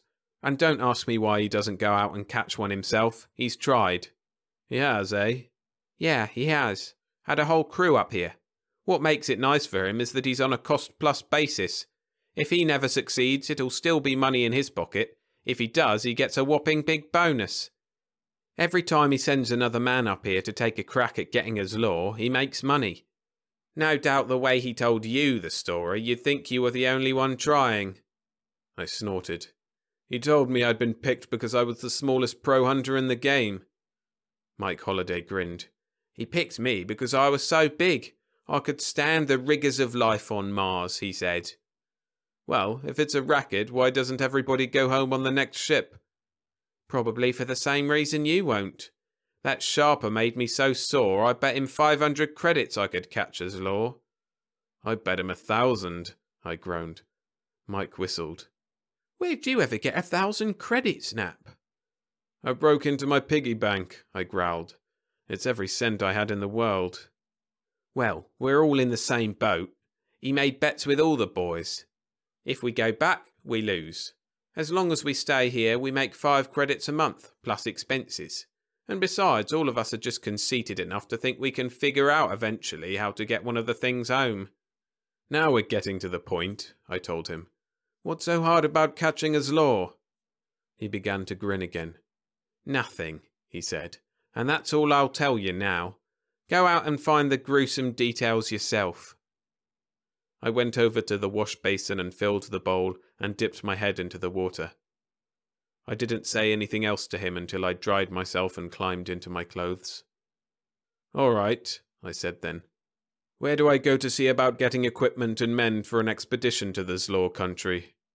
He laughed. "All you need in the way of equipment is your feet, that is, besides a plastic oxygen mask when you leave the dome." He pointed out the window. "Just head for the nearest rocky area. There's lots of it. You won't have any trouble finding a Zloor. In fact, they're numerous, no natural enemies." I scowled at him. "What keeps them down, then?" "Insufficient forage, I guess. You'll see." I picked up my .22 Hornet rifle and started for the door. "No time like the present to—" I began to say. Mike was still grinning in the irritating manner he'd been displaying ever since the night before. "You won't need that gun," he told me. "I'll just take it along anyway," I snapped. After leaving the dome through one of the airlocks, I headed out onto the surface of Mars, weighted down with my leaded boots, standard equipment for cutting down some of the effect of the 1/6 gravity of the planet. Over to the westward, possibly 3 miles away, seemed to be a barren, rocky area. I knew that Mike Holliday wouldn't have deliberately lied to me. That was where Zloors were to be found. I made my way in that direction. "About the size of a rabbit," I muttered, "and half the hunters on Earth can't bring one back."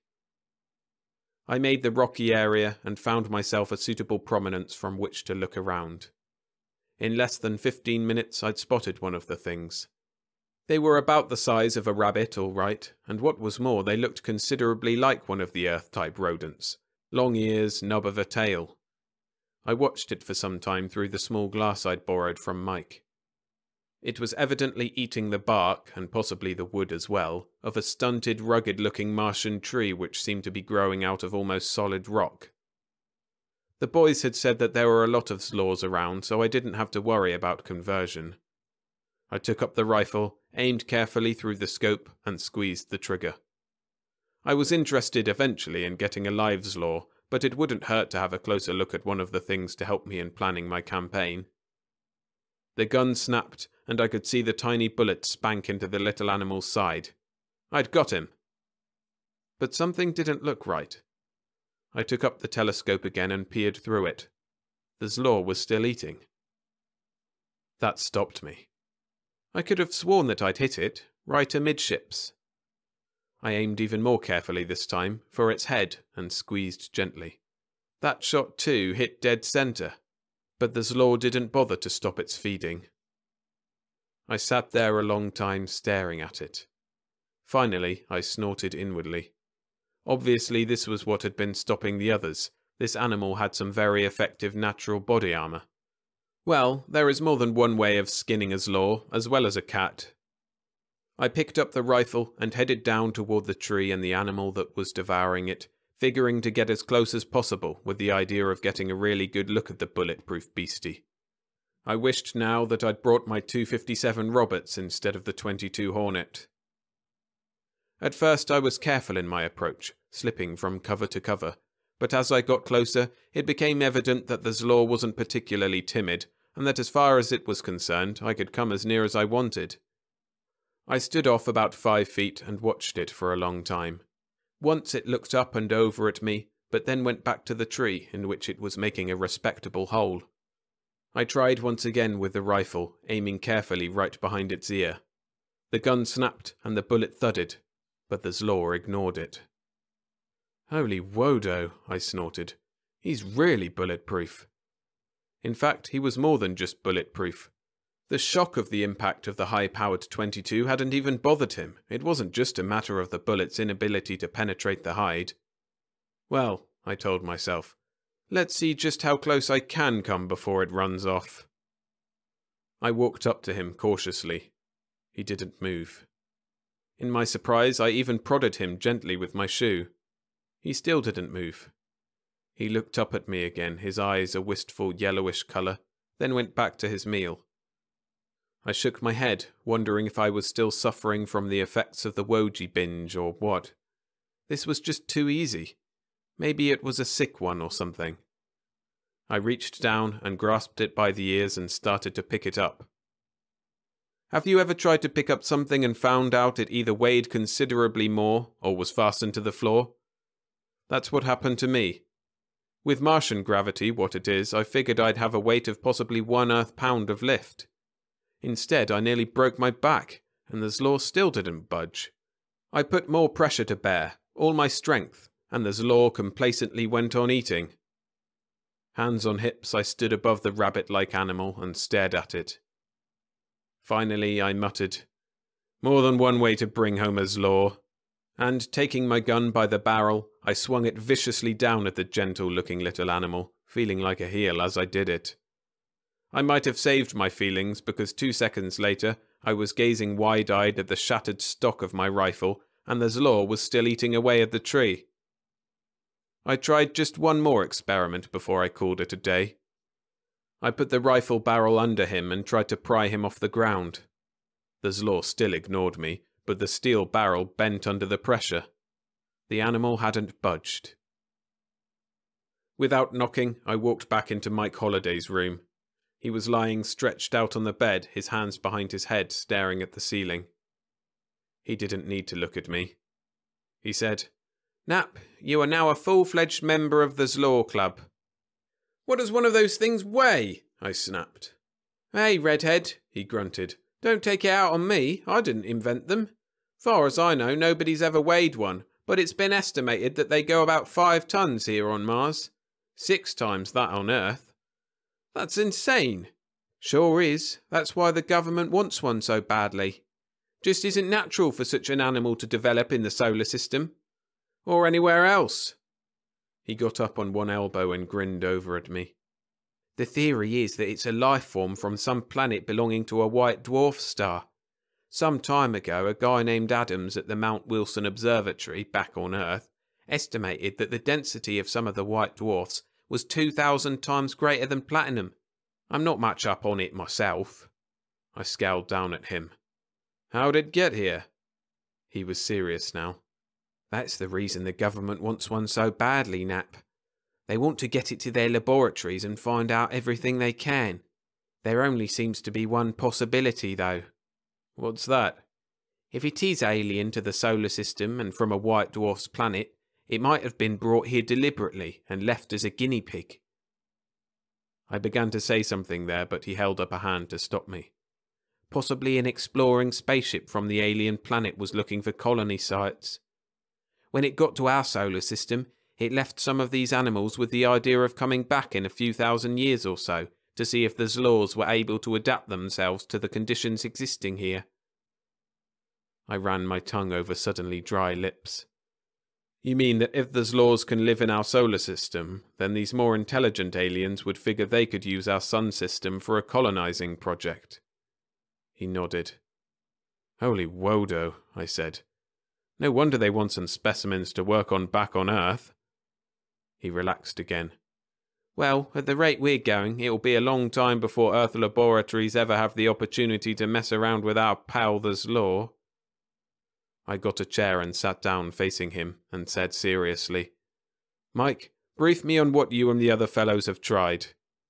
You don't have to ask. That goes with membership in the club, he grinned. Among other things, we've tried building a steel box around one of them with the idea of putting wheels on it later. That sounds good. Uh-huh. The trouble was that when the Zloor felt like moving, he walked right through the side of the steel box like you or I'd walk through a wall of tissue paper. How about poisoning one? I rapped. You could get a dead one back a lot easier than... They don't poison, he said, and from what we can figure, they're practically immortal. We have never found a dead one. What do you mean they don't poison? Just that. Nap, the animal can eat anything organic and thrive on it. Evidently, no poison that nature has ever produced affects it. At least none of us have been able to dream one up. How about narcotics? Something to dope it? He shook his head.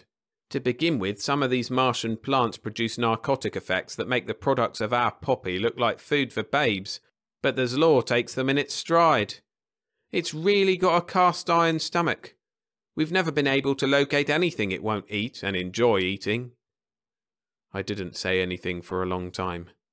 Then, a bazooka rifle would kill one.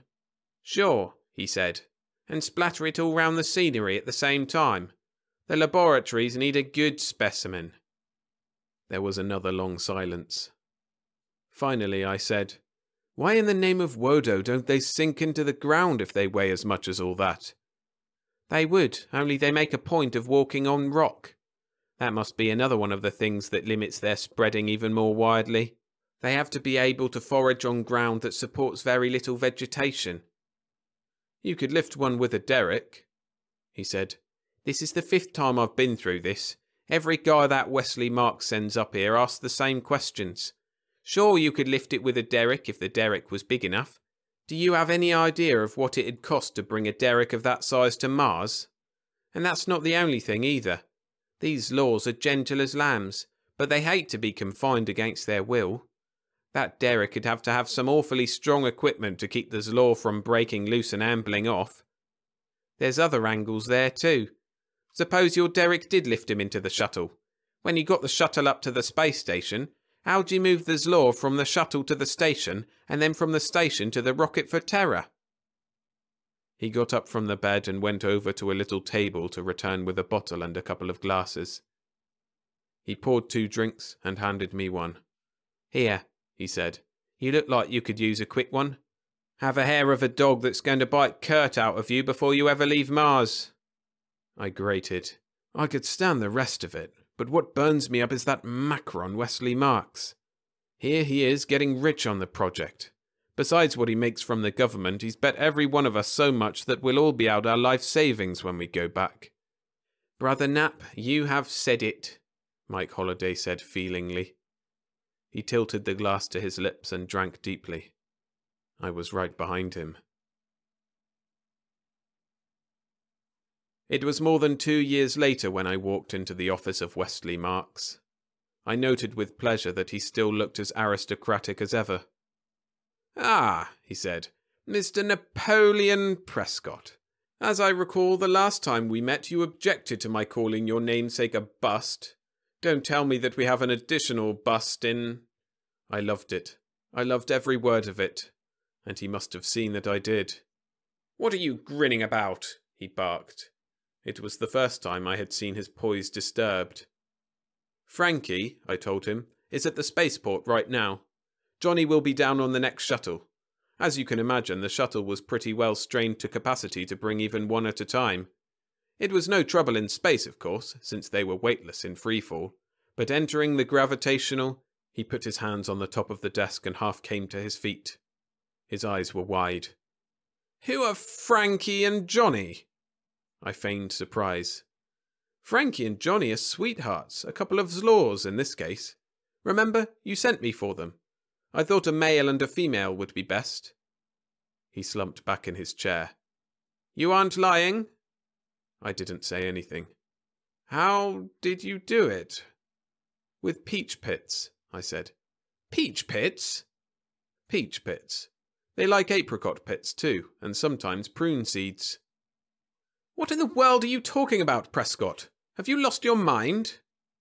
I opened the humidor on his desk, took out a cigar, smelled it, bit off the end, lit it, and took a deep puff before answering him. I settled down into a comfortable chair and pointed the lighted end of the cigar in his direction. Between one or the other of us, we had tried everything. I realized finally that it would have to be an entirely different approach.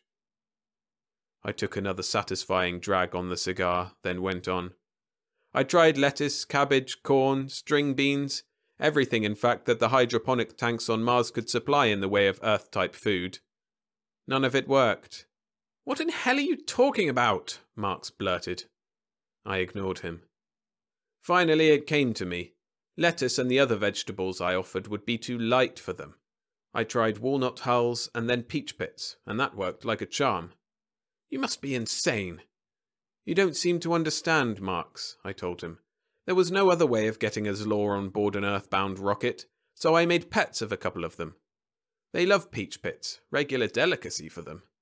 I added reflectively. You'd be surprised how well trained I've got Frankie and Johnny. I'll hate to give them up. I tapped the ash of the cigar off on his heavy carpet and said, However, business is business.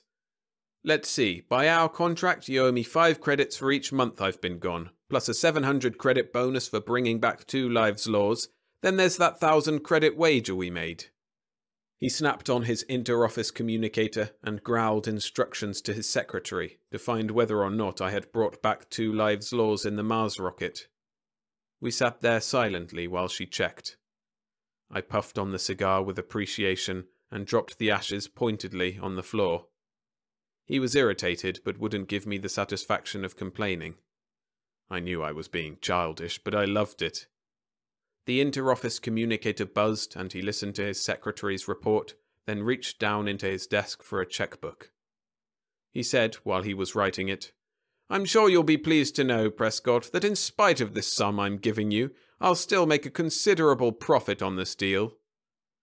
I took the check and examined it carefully. I told him, but I wouldn't be very surprised if a good deal of that profit is going to be melting away. Eh? What do you mean?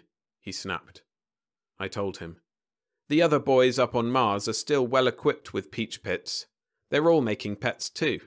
The next few rockets from Mars are going to be loaded with Zloors, Wesley, old man. You're going to have a flock of bets to pay off, and besides that, I'm wondering if the government is going to want that many Zloors. As I understand it, 2 is all that they contracted for with you. Of course, you'll have to pay the boys for them. He didn't say anything as I left, fanning the check to dry it, but he looked as though he'd met his Waterloo.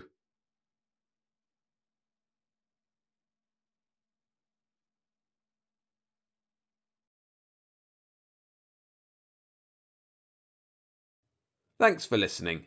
If you enjoyed this compilation, make sure to hit the like button and subscribe for more sci-fi stories every Monday and Friday. Check out another of my compilations, this time all about things time travel. A link to that is on screen now.